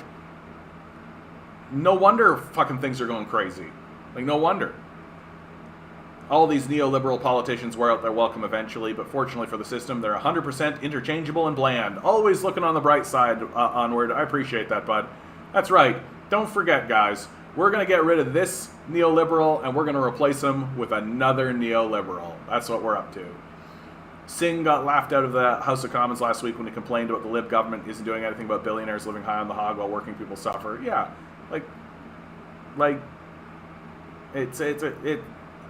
And of course he's turning around being like, hey, these conservatives are laughing at the plight. It's like, no, dude, we're laughing at you. You're propping them up. Like, Singh seems to be walking around thinking that, like, people think that but the polls show, I don't have this poll directly in front of me, but the polls do show that majorities of people are okay with it, right? So there's huge groups of people who are like pointing out what I'm pointing out, which is that Singh is just like completely bought into to the Liberals, right? He's just like a junior partner in the Liberals now. Him complaining about the way the Liberals operate to the public is pointless. He's supporting them, right? Like, if he was serious, he would cut them loose, let them flounder, let them die, like, for fuck's sake. But again, I say it over and over again, right? Singh doesn't actually care to be the prime minister. He wants to be the leader of the NDP. That's as far as he's going to go. Senator Colin Deacon made a passionate speech for basic income in Canada, posted on YouTube. And I wouldn't mind actually seeing that. Let's...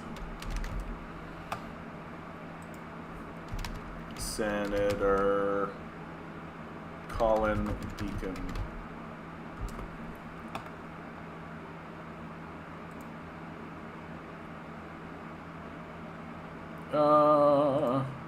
That's funny, dude. 39 subscribers. I've got more subscribers than a sitting senator.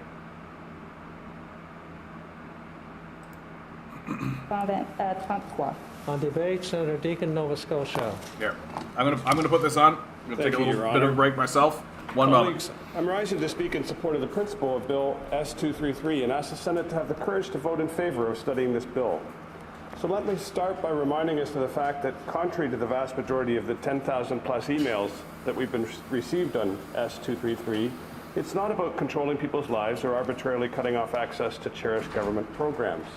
On the contrary, Bill S-233 is designed to explore how we can better empower some of our society's most marginalized and vulnerable in a more effective and potentially more cost-efficient manner. I have two reasons why I think that study of Bill S-233 is so important. The first is the deeply troubling level of disinformation associated with this bill. Some groups are knowingly creating and sharing false information, and too many vulnerable Canadians are believing and sharing this false information. They're fearful that their access to various government programs will be arbitrarily cut off if Bill S-233 somehow becomes law. As our colleague Senator Simon said in a well-articulated Twitter thread, An unelected Senate cannot commit the government to spend any money. Studying this bill, let alone passing it, will not take away people's rights to existing social programs and does not initiate the World Economic Forum's takeover of our democracy.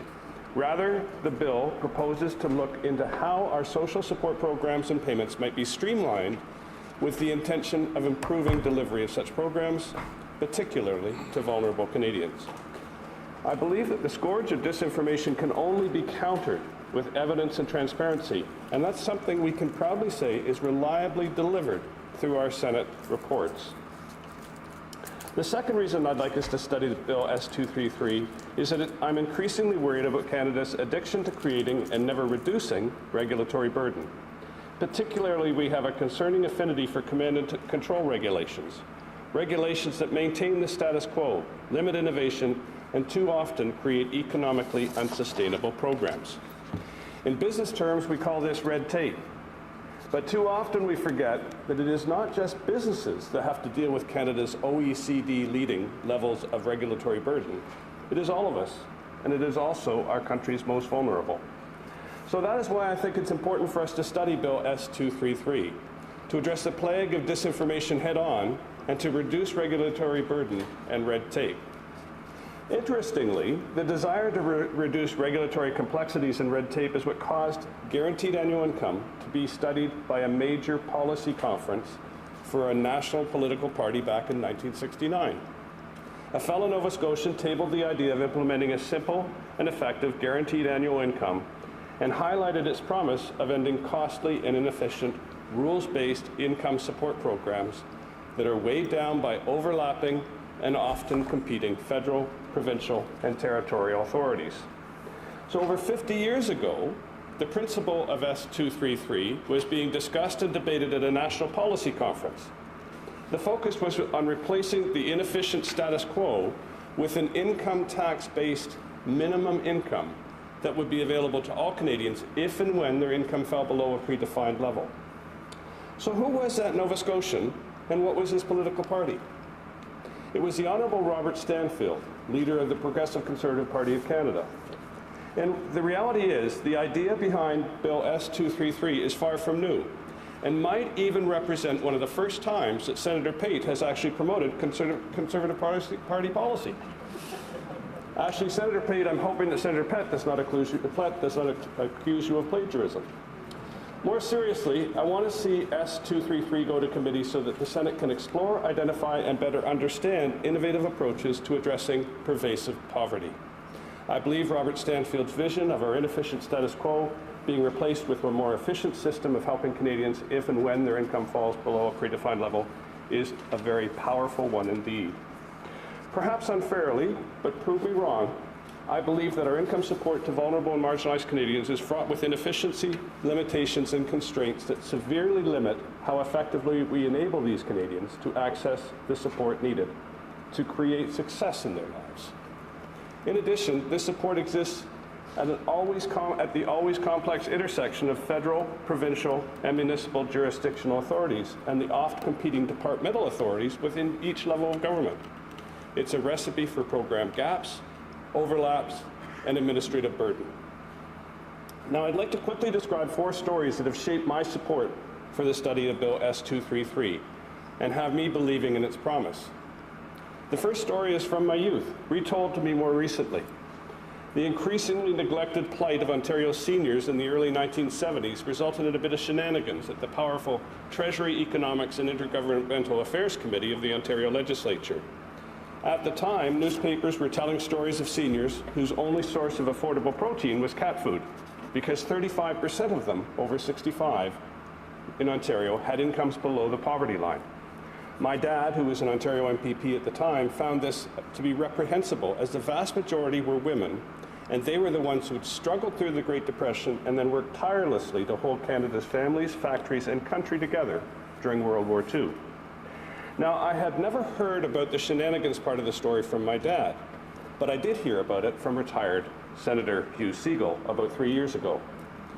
At a TIGA committee meeting during the minority government, the majority of members voted to reduce the salaries of the minister and deputy minister of what would now be Ontario's Ministry of Finance to $1 per year, The purpose was to familiarize those gentlemen with the effects of poverty.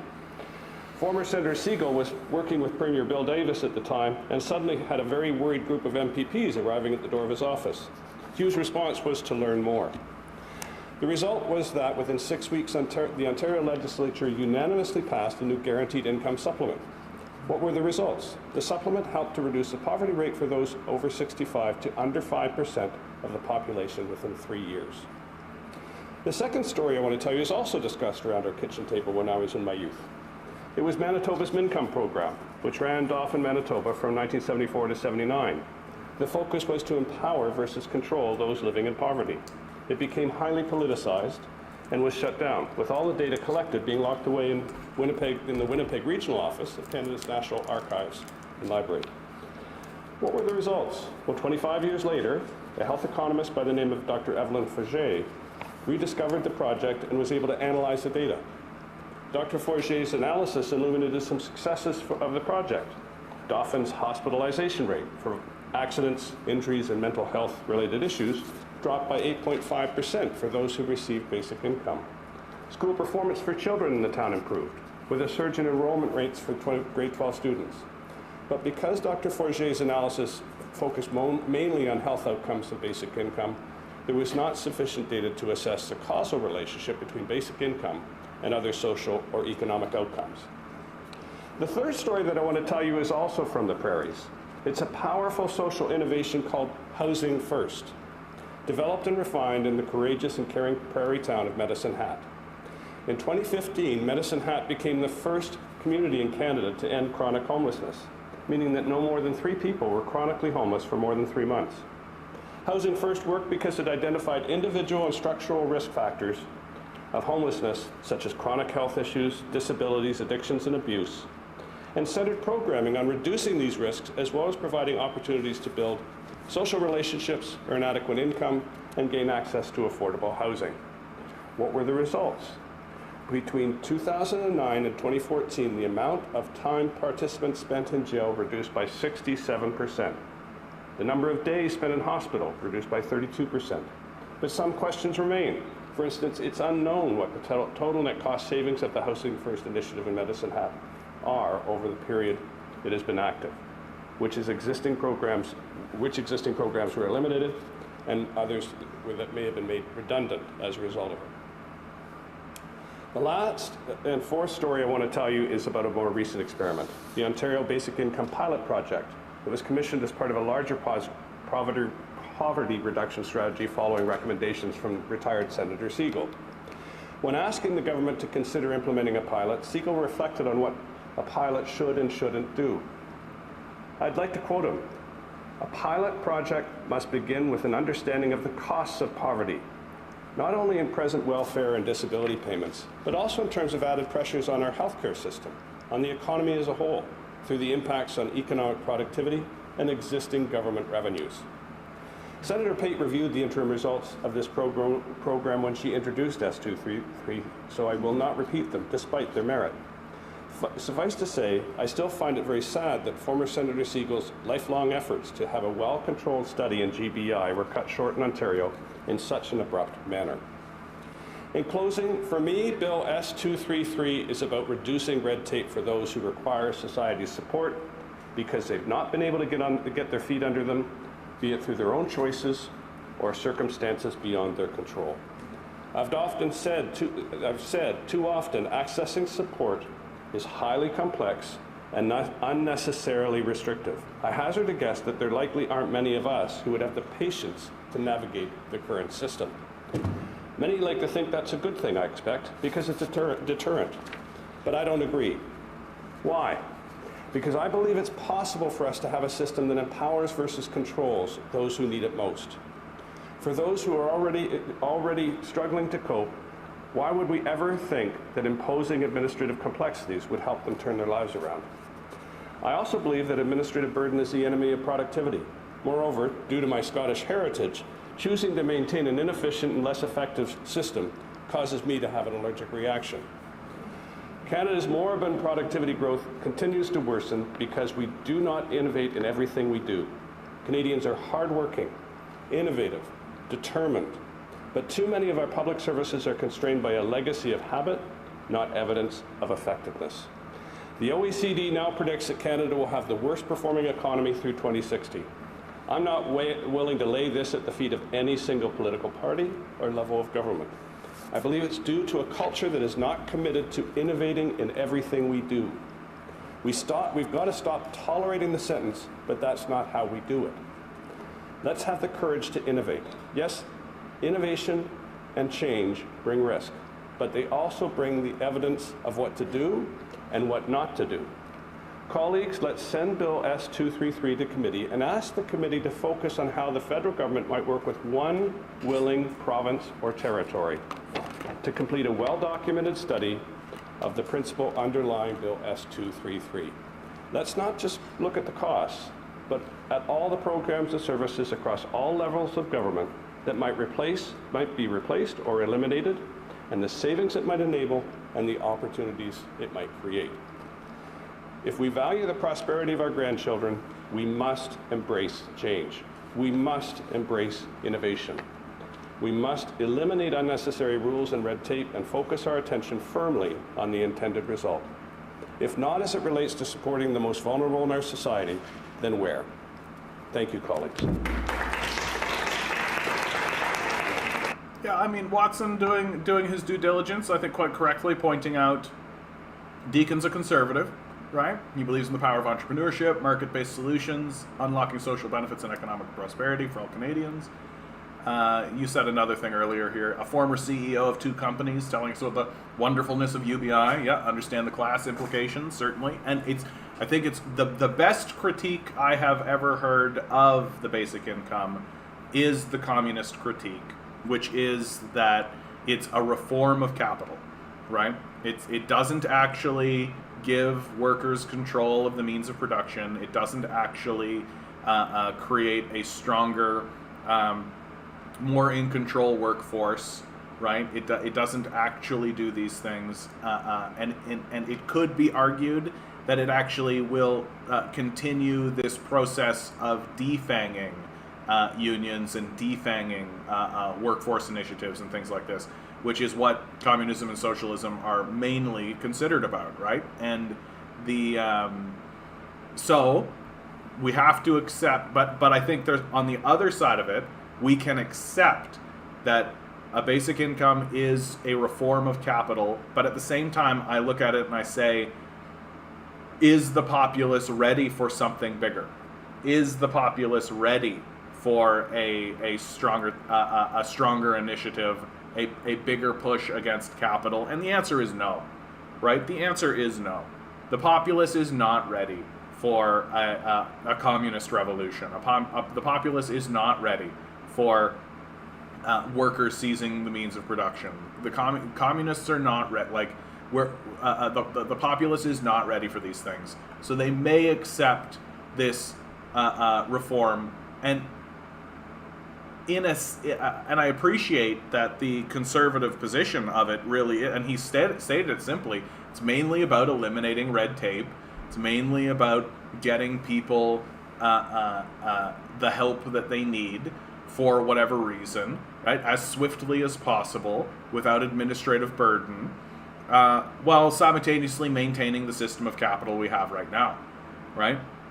And of course, this leads me down a path to say, like, yeah, it's pretty unbelievable to me to believe that the system of capital will permit something like a basic income to exist for very long. That again, we're ruled by idiot psychos, right? Like we are ruled by people who are fundamentally stupid, who don't actually believe in anything other than my numbers go up, therefore good. So even if something like this manages to get pushed in, how much longer until this is used as a way to just galvanize people into, they're just lazy, like you just need to work harder, pull yourself up by your bootstraps, right? Like we see this happening in Ontario to the disabled right now, right? And he's quite right when he points out that the trouble is that we have a culture, right? That we have a cultural issue, right? Like we're literally here in Ontario saying to the disabled population, just get a job, right? Like, there's something mentally wrong with us and spiritually wrong with us. Yeah, if we start seeing real shortages, things could get interested. Yep. Otherwise, I see another long slog recession that can be managed while further eviscerating the population, shifting money upwards. That's the goal. Yep, I like the way he's framing it, right? True costs. And even though he's got a conservative background and he's got a conservative sort of position, like, I think that position counts for something. And I think he's getting there, right? Like, that even the conservative-minded people in the society are starting to get to the point where it's like, something's got to give here. Like, something's got to give. We can't just abandon these people, can we? Even though that's the obvious project.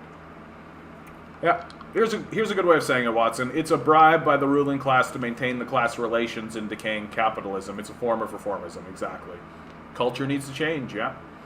Like, and the reason why I support a basic income is because the populace is ready for it. I think that if it came in, people would accept it. But also, it follows a line in my Christian upbringing very cleanly, which is give money to the poor. Just give money to the poor, right? Sell your shit and give money to the poor. Real straightforward. Yeah, it's compassionate conservatism. It's obscuring the acquisition of all the surplus value that's used to be created by wage labor. Yeah, they don't have a Marxist view, right? Like, a guy like this, like, he'll be the first to say, like, yeah, hard work, initiative, the bootstraps, right? Just work harder. But at least this guy is saying, that that's not always how it works, right? Which puts him head and shoulders above most other conservatives in the conversation, right? Like, he's not standing in front of us like a Jordan Peterson figure and being like, if you failed, it's your own fault and you need to stand up straight and all that kind of stuff. At least he's admitting that it's possible for people to fall through no wrongdoing of their own. And even more than that, this guy outright said, even if they do fall through their own actions, we should still help them, right? Like, I think that's important, because it basically just completely destroys this whole argument of like, well, somebody fucked up, so they should be punished. And it's like, no, they shouldn't. There literally should be no such thing as poverty in our society. It simply shouldn't exist. That it doesn't matter how bad you fuck up. We should not punish you with homelessness and starvation. It just shouldn't exist. It annoys me when people ask, what are the means of production? Well, what is required to produce stuff? Workforce, land, resources, factories, yeah. It's, yeah, Barnabas, this is what I'm talking about. Like, people don't know. They don't know, and they're not ready, right? They're not ready. So if you're not, so we have to compromise until we can get to a position where the populace is ready. And who's going to make the populace ready? Capitalism. Like, the system of capital itself will get people ready. We just need to exist and remain consistent with what it is we believe and what it is we're saying. Definitions of lib conservative really getting jumbled. Like, look at how much Biden loves war. There's absolutely no anti-war movement reaction. Yeah. Well, I mean, liberals and conservatives are allies, right? They work together. I've been saying that all along. I don't really see a difference between the two of them. Like, the Trudeau government is the furthest right a government has been since probably World War II. Or you could probably take a look at the FLQ crisis. But at least in the FLQ crisis, there was actual, like, bullets flying, right? And the evocation of the War Measures Act during that period of time. Did I send the article of a boomer complaining about his part-time job and now agrees with us? I don't know if you did or didn't, bud. Just repost it. I'll take a look at it.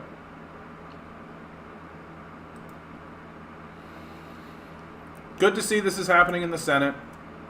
We'll see if there's any political movement on it, because it doesn't matter if it's in the Senate if it's not going through the House, right? I'll be very surprised to see the Liberals move on this, or the NDP, or any of these, like, neoliberal hacks, right? Because that's basically where we're at. It's just neoliberal hackery at this stage.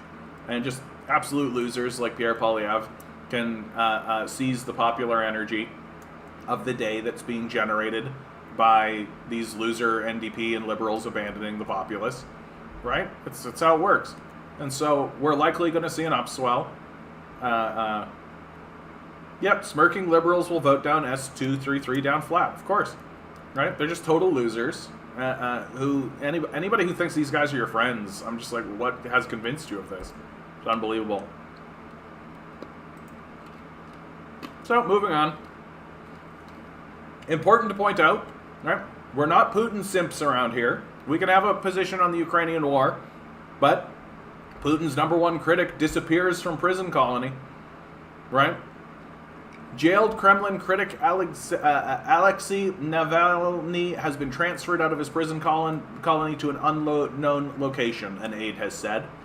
His team do not know where the anti-corruption activist, Russia's most recognizable critic of Vladimir Putin and his inner circle, has been taken. The 46-year-old returned to Russia in January 2021 after recovering in a German hospital from a botched assassination attempt orchestrated by Russia's security service. He was immediately arrested when his plane touched down in Moscow. He has been incarcerated ever since. The lawyer and presidential hopeful was initially jailed for 2.5 years for parole violations, but had his sentence increased by 9 years in March for supposed fraud and contempt in court. Mr. Navalny is widely considered a political prisoner, and his supporters, including Western governments, say the charges against him are fabricated. So,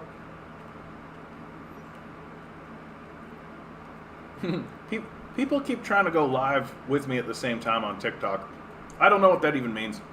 It's my first time on TikTok. Go to my YouTube channel, The Canadian Commie, bud. The Canadian Commie. You can find me. I believe in you. Does Navalny have any Nazi ties? I doubt it. I don't actually know that much about Navalny, honestly. What I do know about him, he seems like he's a lawyer.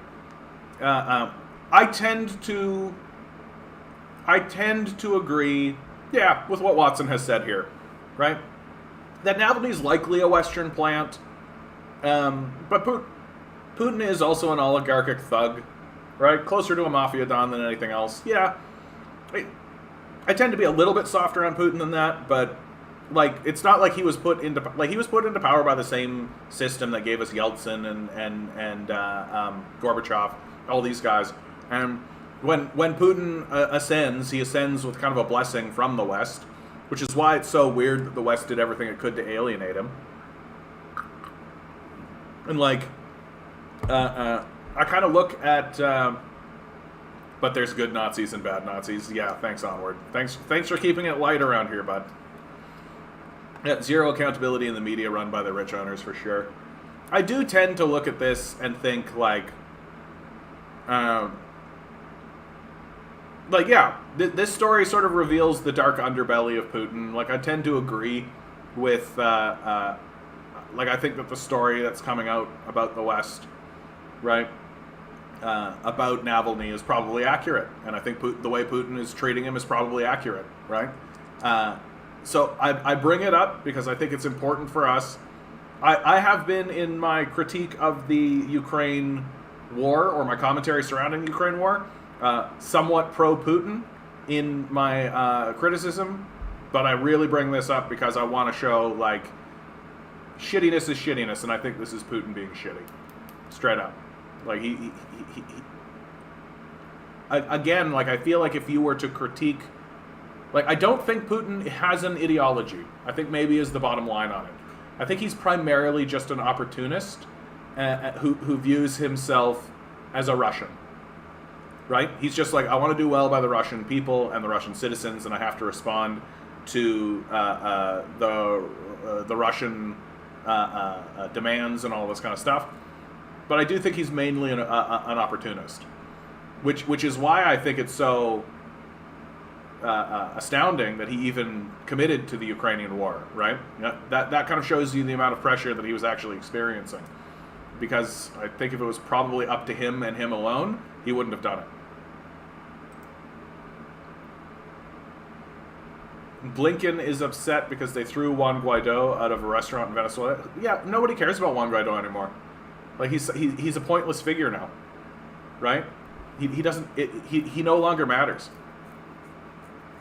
Your TikTok feed has a different camera angle of you, John. I don't know. I don't know what to explain. Yeah, it's because I'm doing the TikTok feed through my phone, right? TikTok has to be through a phone, so I'm doing it through my phone, while the other thing is the other thing. Hi, TikTok. How are you? I got 251 likes on TikTok, guys. Come on, let's like, share, subscribe the video, right? Let's go. Let's go. There are good Nazis. Aaron Rommel, for example. Let's not get into this. Let's not get into this. No, but I mean, like, nobody cares about Juan Guaido anymore. Like, he's a non-figure anymore. The United States is probably going to finally recognize Maduro as the leader because they need his oil, right? And Juan Guaido is going to demand that, or sorry, not Juan Guaido. Maduro is going to demand that sanctions get lifted. Venezuela has been diversifying their economy, trying to get off of oil, right? Trying to get off all this kind of stuff. So we'll see. Like, we'll see how it all shakes down. BC home sales dropped 35% as rising mortgage rate bites. Now, just to point this out, this isn't prices. This is just the amount of sales, right? My opinion of where the housing market is going is that people will simply stop being able to buy houses, and because it'll be too expensive for them, and the price will never come down because it's the billionaire class owns them. Why would they ever? And anytime a house goes up for sale, the only people who will be able to afford them will be the billionaire class, and they'll just buy it. Right? They'll just buy it. Give Daddy John your money. Thank you, Barnabas. I appreciate that, even though it's a little creepy, but I appreciate it. Better sound and video quality on TikTok. Well, I think that's 100% the phone then. I don't know what to tell you. Stop promoting TikTok. Stay on YouTube. Stop promoting TikTok, DM.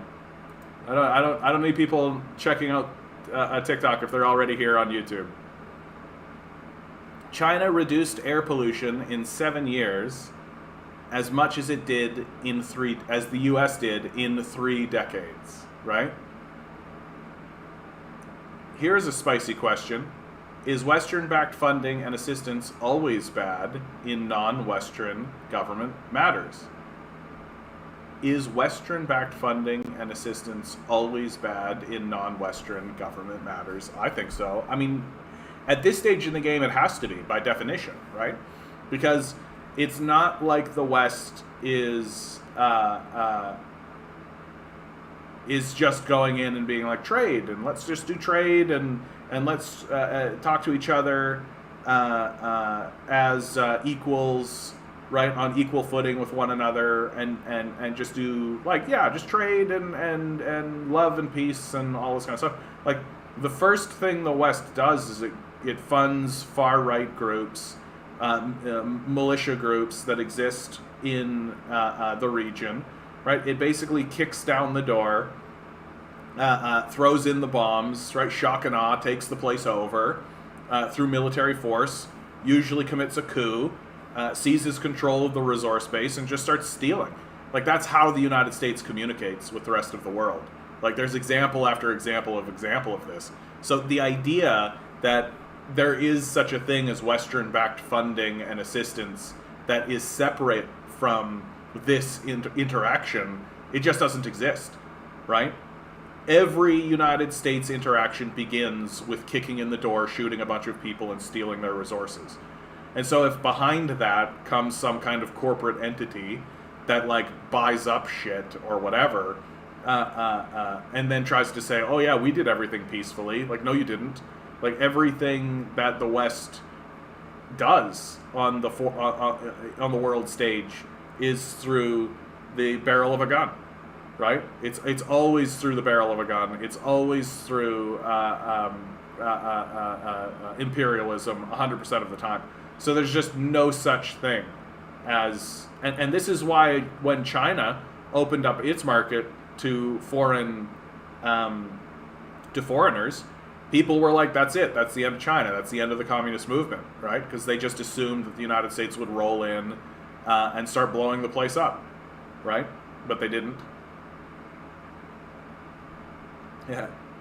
Navalny because he can be, the West likes Navalny because he can be manipulated. That's because fascists are easily manipulated. Yeah, look up the World Anti-Communist League, totally funded through the U.S. State Department. Oh yeah, like we've got the the anti-communist or the communist, the Victims of Communist Memorial, the Victims of Communism Memorial here in Canada, right? I've got family members right now. Like I talk about how I'm skeptical of the Holodomor and the Tiananmen Square massacre, and I've got friends who are like, but it's at the Human Rights Museum, and I'm like, so like they fund lots of things that are illegitimate, that have no bearing on what's actually going on in the world, right? Like you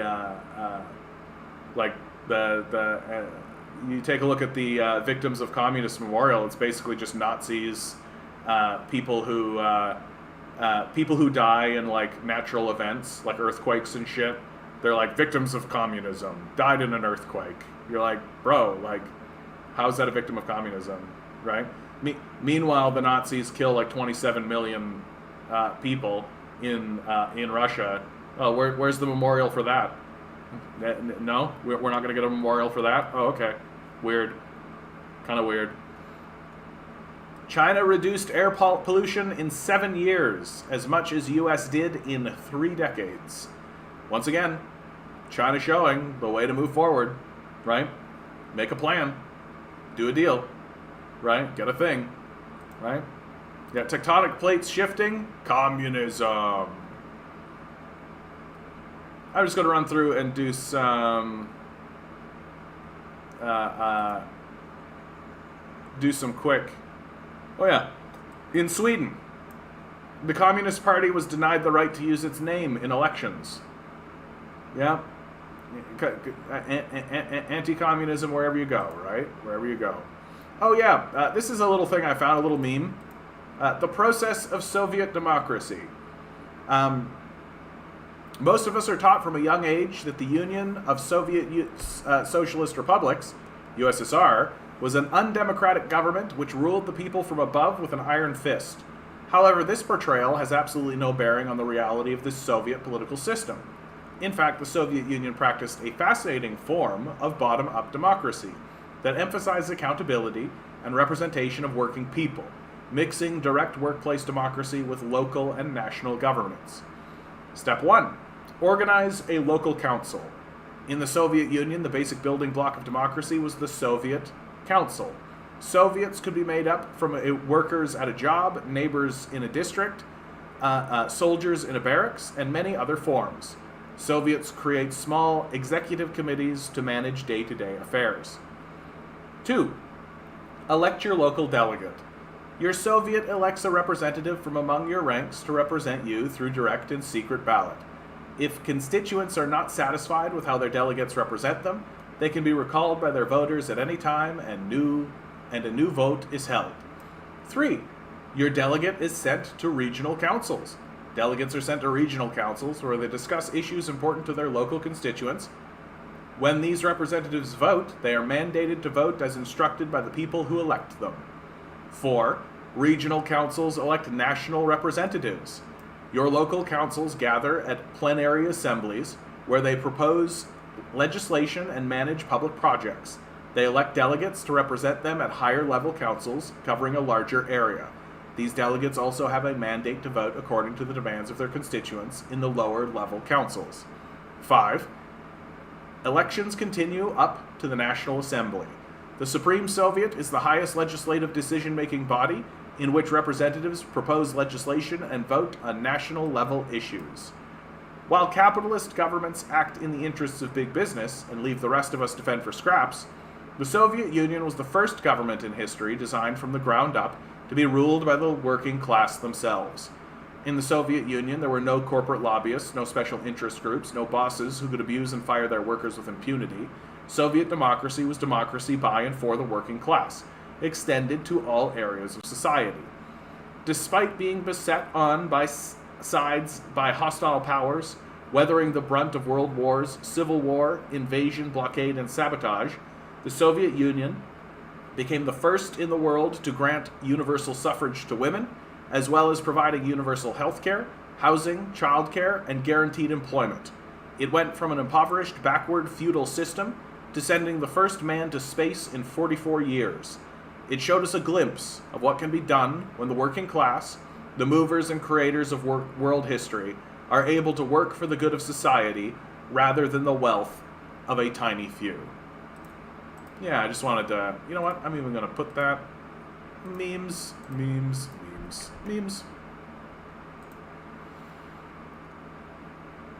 It's in the memes.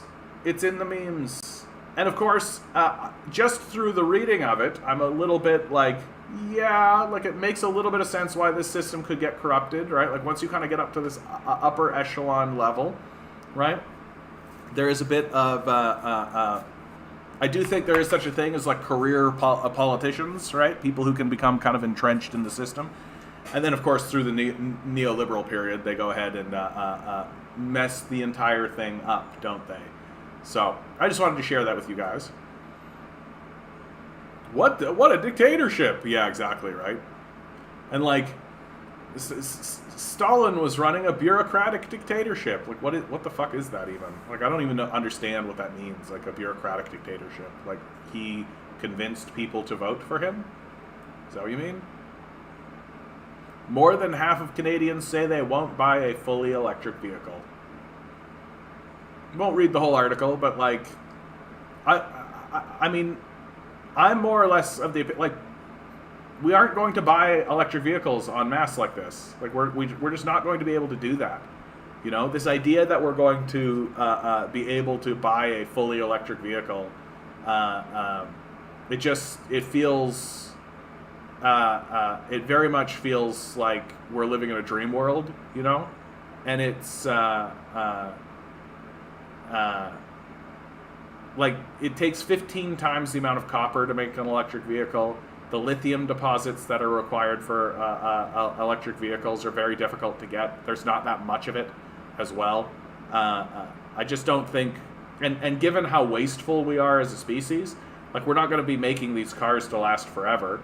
Right? We make fossil fuel vehicles to degrade and break down in about 10 years, right? To require constant fixes and updates and all this kind of stuff. So we'll do the same with electric vehicles, only we have less resources to build them with. So there's going to be a decline in car ownership, right? As gas prices start to spike in ridiculous, absurd ways, people are just going to not be able to drive, right? It really is that simple, that people are just going to turn to bikes, and people are going to go back to horses, for God's sakes. Like, it's going to go down this way. Yeah. Electric vehicles are super heavy, cause more wear on roads. Like, there's just not going to be that many of them because they're very expensive to produce, and there's no image in sight. There's no vision for the future where they're suddenly going to be like, you know, they're going to replace on a one-to-one sort of basis. I think that's kind of a dream world. I mean, we'll see. Maybe the technology will suddenly change. Maybe quantum computing will change everything in a significant way. But I just feel like we're going to end up going through a period of like less cars on the road, which I kind of look at and go like, yeah, less cars on the road. I'm not against that. A quick update for what's going on here in Ontario. Peter Tabbin's expected to become interim leader of the NDP, and it looks like we've got. Here we go. Sources said other MPPs for the mix for the interim leader post were Peggy Sattler. No. Race for the full-time leadership is taking place, with MPs Merritt Stiles, Joel Harden, and Catherine Fife expressing interest. I'm pulling for Joel Harden. I think Joel Harden, anytime I've heard him speak, anytime I've heard him say anything, he sounds like a good man who cares about the people that he is representing. It sounds like he's further to the left than most of the rest of the NDP too. So I feel like the populace is hungry for this, that we are waiting for leadership to show up and sort of represent the NDP as we envision it. Even the old Jack Layton NDP at this stage in the game, I think people are getting interested in seeing some of that. Forget about like the Tommy Douglas NDP, right? Yeah, is Tabbins just another neoliberal who capitulates with capital? Yeah. Look, you're never going to find the perfect leader, dude. You're never going to find the perfect leader. It's just never going to happen, right? We got to look at who we got to look at. And, yeah. Like, I mean, look at him. Like, not to be stereotypical, but I feel like I see white hair, I'm looking at a neoliberal. Like, I just don't think you survive in this political climate without being a neoliberal at this stage in the game. And then, of course, Ontario Liberals also looking for a new leader, but they can get fucked. So this one's from Truth Out. I might actually read this one. Yeah. Ocasio-Cortez digs into private equity for buying houses and jacking up rents. On Tuesday, Representative Alexandria Ocasio-Cortez called out real estate companies, some backed by huge private equity firms, for gobbling up homes across the country, especially in non-white and low-income neighborhoods. In a hearing on inflation in the House Financial Services Committee, Ocasio-Cortez named real estate companies like Invitation Homes, which is backed by Blackstone, for buying a huge share of single-family homes in the U.S. These corporations are seeking only to make a profit at the expense of families and individuals looking for a place to call home, she said. We have these major, often private equity-backed companies that are gobbling up homes in our housing market, which is already creating excess scarcity on top of the housing scarcity that already exists, Ocasio-Cortez says. And then, by constricting that supply, we're also seeing a lot of these major, huge, multi-million-dollar companies then either flip those properties and resell them at a higher rate due to that artificially inflated price, or they hold on and hoard this housing stock and rent out at exorbitant prices, she continued. Mark Zandi, chief economist for Moody's Analytics, said that individual investors and institutional investors made up a quarter of home sales at the end of 2021. Indeed, investors have been buying homes in record numbers. According to Redfin, low and mid-priced homes make up a large portion of investments, with low-priced homes being the most popular purchase. In the fourth quarter of 2021, single-family homes made up 3/4 of investors' purchases. I'm going to read that one again. In the fourth quarter of 2021, single-family homes made up 3/4 of investors' purchases. These purchases are rapidly accelerating. In 2021, Blackstone-owned Invitation Homes spent nearly $2 billion buying 4,802 homes, while their revenue increased by 9.5% over the last year to nearly $2 billion total. Large corporations have a huge advantage in the market, as they have the ability to buy homes before they're even listed for public view, to use algorithms to determine what homes would be a good investment, and to buy homes with cash. Real estate firms also get lower interest rates than regular home buyers. Meanwhile, regular families and individuals looking to buy a home are left in the lurch as the housing market explodes. In the late 2010s, housing prices were plateauing, but in 2021, the average price of a home shot up. While the average new home cost about $392,000 in 2020, it cost $453,700 in 2021. Regular people are competing against the largest private equity firm in the world to purchase a home, Ocasio-Cortez said. In fact, companies like Blackstone, Zillow, and Bedrock are buying up to 15% of available homes. But what I find interesting here is that they're purchasing them in minority and low-income neighborhoods specifically. Indeed, companies like Invitation Homes are buying up a large share of affordable homes and homes in black neighborhoods. In 2021, 30% of home sales in majority black neighborhoods went to investors, compared with 12% in other areas, according to the Washington Post.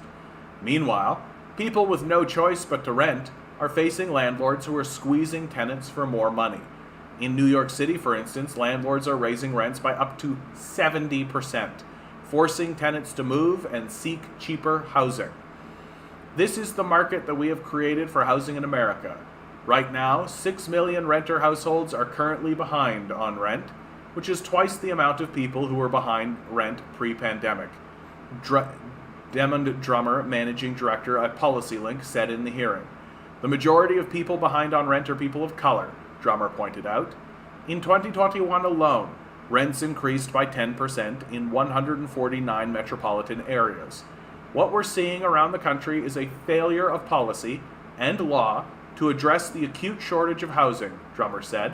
My view is that our current housing prices constitute a serious, significant series of market failures that require a robust policy response. We are not going to get that robust policy response. Simple as that. Simple as that. Any protest planned for July and August at Yonge and Dundas or at Doug Ford's driveway? I know that Isabella is planning one. I just need to catch up. I haven't caught up with her since I've been back. Poor people are a captive customer. Yep. Sometimes you simply can't get another house because your credit score or your cash flow, so you accept the usurious increases in cost. Yep. There's not, like, I think about my own situation. Like, the space that I live in is a bit too large for me, really.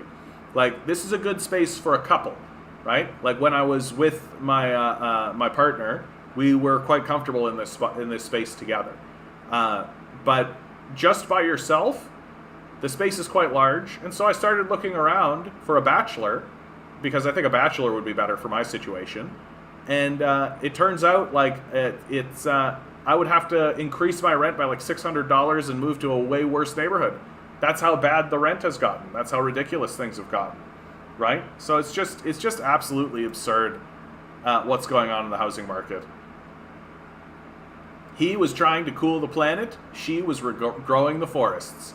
And they wanted us to root for the trust fund billionaire. Yeah, Batman.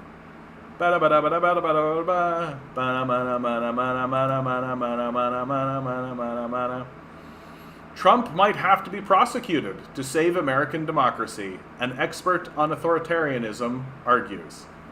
To save us from authoritarianism, we might need authoritarianism. I'm not going to read this article, but just like, if you want evidence that Trump is likely going to be the next president again, right? Here it is. Here it is. Like, it's gonna be wild, eh? It's gonna be completely wild. We're gonna go through a period, another couple of years of this Bidenism bullshit, right? Yep. Quick, let's do nothing and accept that you only ever pay rent. Yeah. It's gotten to the point where I resent anyone who hangs a basket of flowers out on their porch, because I know it's going to lead to an increase in rent. Yeah. Like, we need rent controls, man. Like, we need rent controls. Simple as that. Anybody who's standing around arguing against rent controls is just somebody who wants to get more money out of you. That's all. Yeah, if Dougie got back in, Trump for sure will win in 24. Well, and I don't think he's going to get in on like a surge of energy. I think he's going to get in because people will abandon Biden, right? Like, basically Trump's guys show up and nobody shows up for Biden. And that's more or less what I think is going to happen. And like, after the midterms, although to add a wrinkle into it, I've heard some grumbling saying that after these midterms, where the Democrats are expected to get completely shellacked, Biden may resign, right? And kick off a whole leadership convention for the Democrats again, right? Because, like, you're telling me you're going to run with this guy after he gets completely decimated? And he is going to, like, it's going to be really, really bad. Like, it's not going to be close. The Democrats are going to walk away from the midterms just looking like assholes. I've been looking at Georgism as far as taxing property values. Interesting stuff from the more social libertarian side of things. Oh no, not Kamala at the helm of POTUS. I mean, she doesn't know what's going on either. Like, Harris is, she's just another face, right? She's just weak. Like, the Democrats are weak. Like, that's as simple as that. They're just weak. They're completely capitulated. They've been completely bought.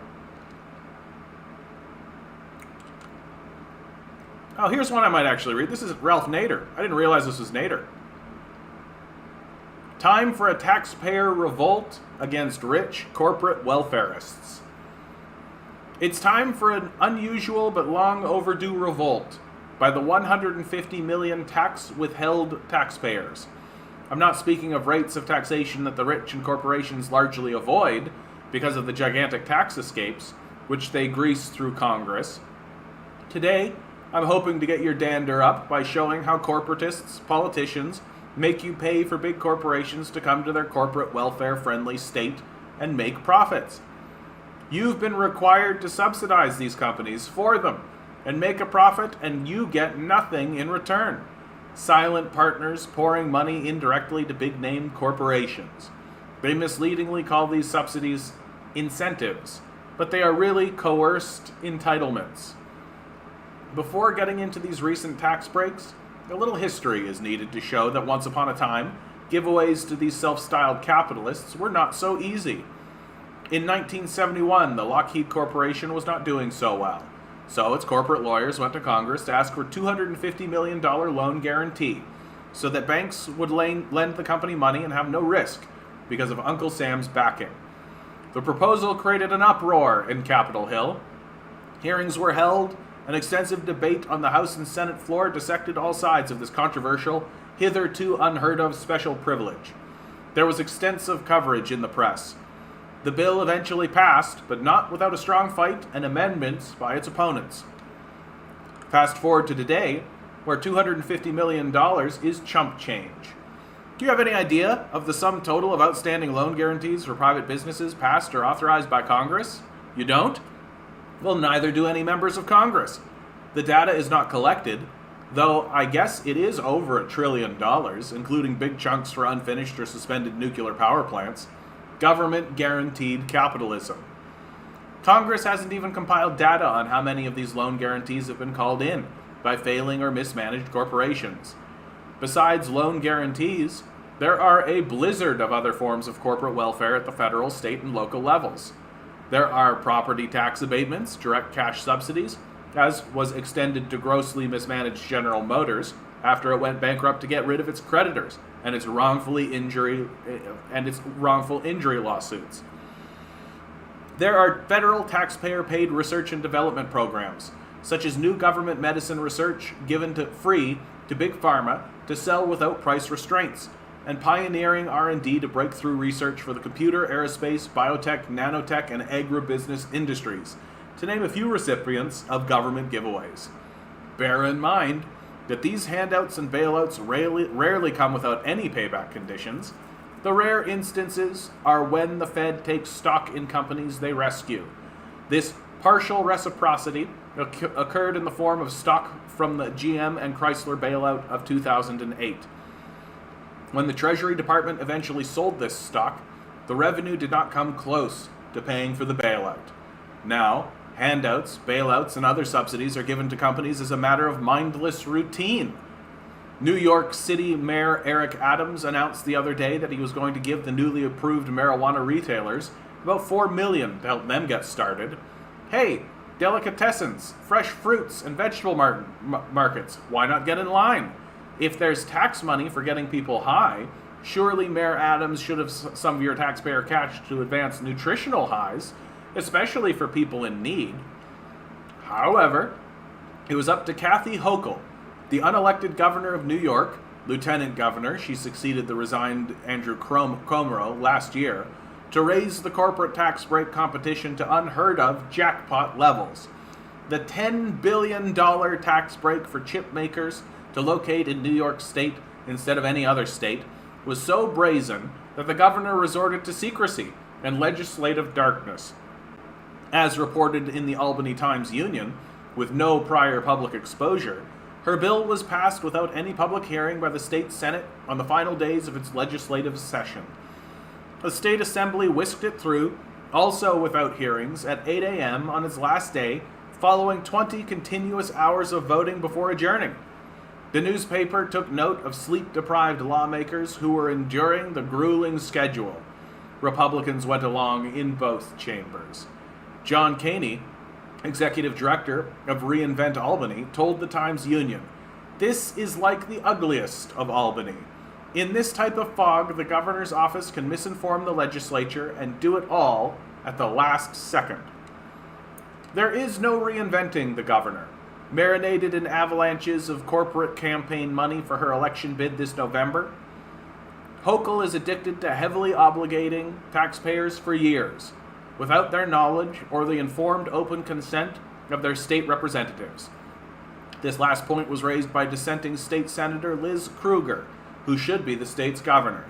Earlier this year, Hochul secretly negotiated an $850 million taxpayer subsidy for a new Buffalo Bills stadium. The owners of this NFL team, the Pegula family, is worth, according to Forbes, $5.8 billion. She then rammed this entertainment giveaway through the legislature, again without public hearings, as part of the state's budget. Hochul, just getting started in her enormous giveaways to the super rich and greedy. She is the plutocrat's governor. Public defenders are leaving their crucial positions in the state because they're paid so little they can't meet their living expenses. Kathy Hochul has no interest in raising their salaries and securing their constitutional mission of justice for indigent defendants. There is something seriously out of control with this reckless corporate welfare dispersing governor. She even refuses to meet the press or return calls from civic leaders about her dictatorial giveaways to a very profitable semiconductor industry. It gets worse.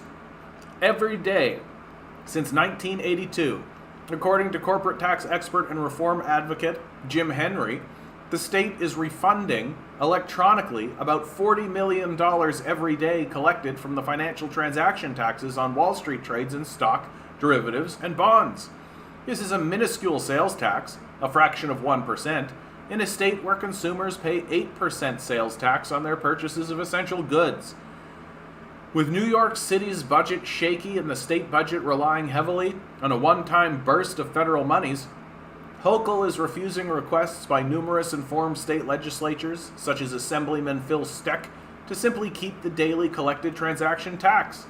No way! She'd rather collect campaign money from her Wall Street contributors. It's clearly time for a taxpayers' revolt. For starters, call Governor Hochul to protest. Her office's phone number is here. You can email her. If you're not from New York State, her race to the bottom to grab some factories will pressure your state to offer some tax breaks on your back. Here you go, bud.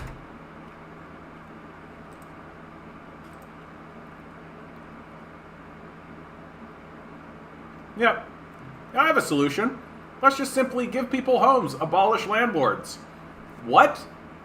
You can't abolish ticket scalpers. I've just been looking at... Oh, yeah. We had Yang. Yeah, America rejected him. Please, comrades, if someone praises Bezos, question them on corporate welfare. Yeah, no kidding, eh? Euro set to hit parity with the dollar in the month. Whole thing's coming down, dude. Whole thing's coming down. Well, we've only got 15 minutes left on the clock.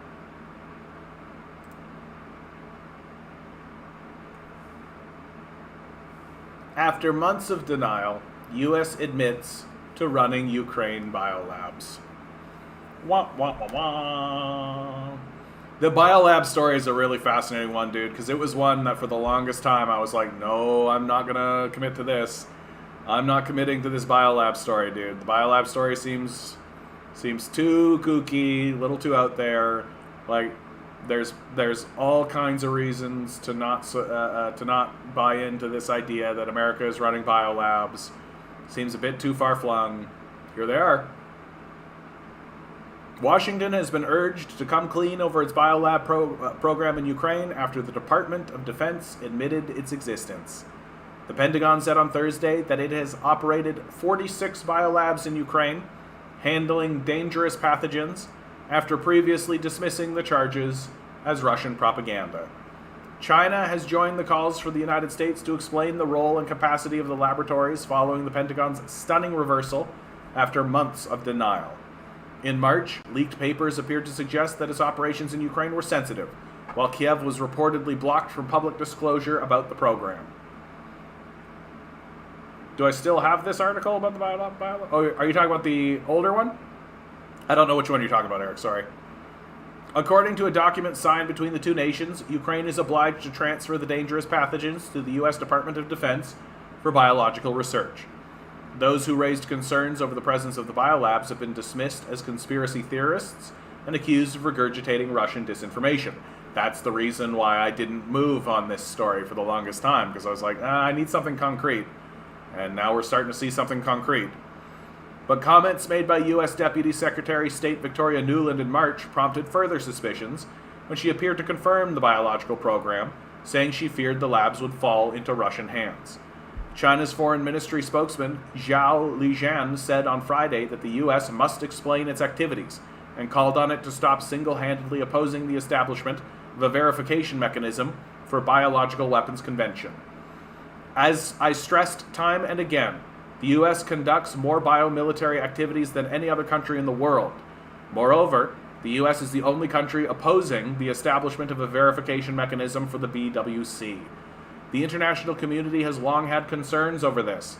Recently, Russia has further revealed the U.S.'s biomilitary activities in Ukraine and raised clearly that the U.S. has violated the BWC. According to the stipulations of the BWC, the U.S. is under an obligation to provide clarifications on Russia's allegations so as to restore the international community's confidence in the U.S.'s compliance, he said. Washington denies Russia's claims that it has experimented on humans after it was alleged that the testing of pathogens was carried out on psychiatric patients from Kharkiv. The United States has been accused of engaging in biological warfare in the past. Late Cuban leader Fidel Castro claimed that its operatives had introduced swine fever and Dengue fever into the country, with a previously unknown strain of the latter created in a laboratory. The aim was to create the largest number of victims possible, he said. Former Daily Worker International correspondent Alan Winnington and Australian journalist Wilfred Bucket were accused of treason and had their passports cancelled after exposing the U.S. biological war in Korea in the late 1950s. Despite the denials, the International Scientific Commission, headed by Cambridge University's Professor Joseph Needham, concluded that China and North Korea have been subjected to bacteriological weapons.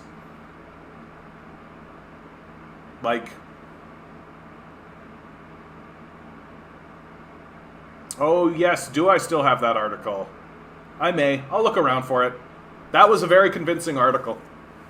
Because one of the reasons why I never wanted to move on the biolab story was because it was all sort of hearsay and conjecture. It had a very Area 51 sort of feel about it, where it was like, Area 51, that's definitely where they did a alien investigation kind of stuff. And I'm sitting here being like, yeah, probably not, though. I feel like something more serious would, you can't keep these kinds of things secret, You really can't. There's always somebody who's leaking. There's always somebody who's talking. And so for the longest time, I was just like, I'm not going to be reporting on the biolabs thing. I'm not convinced. And then I don't remember who, but somebody dropped in my lap an article that was just loaded with documentation, right? Just absolutely loaded with documents, internal leaks, testimony, all this kind of stuff. And now we've just got the U.S. even admitting that they've been doing it, right? So it's done, man. The United States has been running biolabs and has been investigating on how to weaponize pathogens and things like this. These are significant war crimes. These are significant crimes against humanity. Even in my view, even the investigation on how to do it should be considered desperately wrong and immoral. We should really we should be holding tribunals and the people responsible, the researchers, the administrators, the politicians. I'm to the point where I'm happy to say all of these people should be imprisoned. These are significant crimes against humanity, to create pathogens in order to infect people and objectively make the place worse. Thank you, John's Integrity +1. Thank you. Anyone here still use Internet Explorer as their browser? It was retired by Microsoft today. No, sir. No, sir. I'm not surprised it's retired. Nobody uses it. Like it's a bullshit browser. British rail strike coming up within 2 weeks. Yeah, we need a general strike. We need general strikes across the board. Like there's nothing left to do, you know? Like we can talk to each other about all this stuff all we want, but until we're actually fomenting like general strikes and actually getting out into the streets in mass protest, nothing's going to change, right? Nothing is going to change. They're not going to respond to us. And frankly, they're not going to respond to us if all we do is go out into the streets and have like a little march. Like we've tried that before, right? Now we are to a point now where we have to surround the halls of power. There's nothing left. There's literally nothing left. Like they won't respond to anything else. They've gone. The ruling class has gone full blown psychotic. That they are lying to us on massive, enormous scales. And while the ruling class has gone full blown psychotic, I'm being told that 66 or 56% of the populace still believes them. Like it's unbelievable to see. It's unbelievable to see this idea that instead of the populace saying, "Oh shit," like we are being abandoned by a class of overt, obvious psychopaths, they're saying, "No, we believe what the government says. We believe what the media says." That's normal society, just believing what they're told by people who are overtly lying to them in clear and obvious ways. Like the lies that we're being told by the media and the government are incredible. They haven't gone full blown psychotic. The veil obscuring their psychosis has been lifted. Yeah, that's a fair way of putting it, Watson. I tend to agree with you. Yeah, you can't go somewhere you already are, right? Yeah, I feel you, bud. I feel you. That's not illegitimate.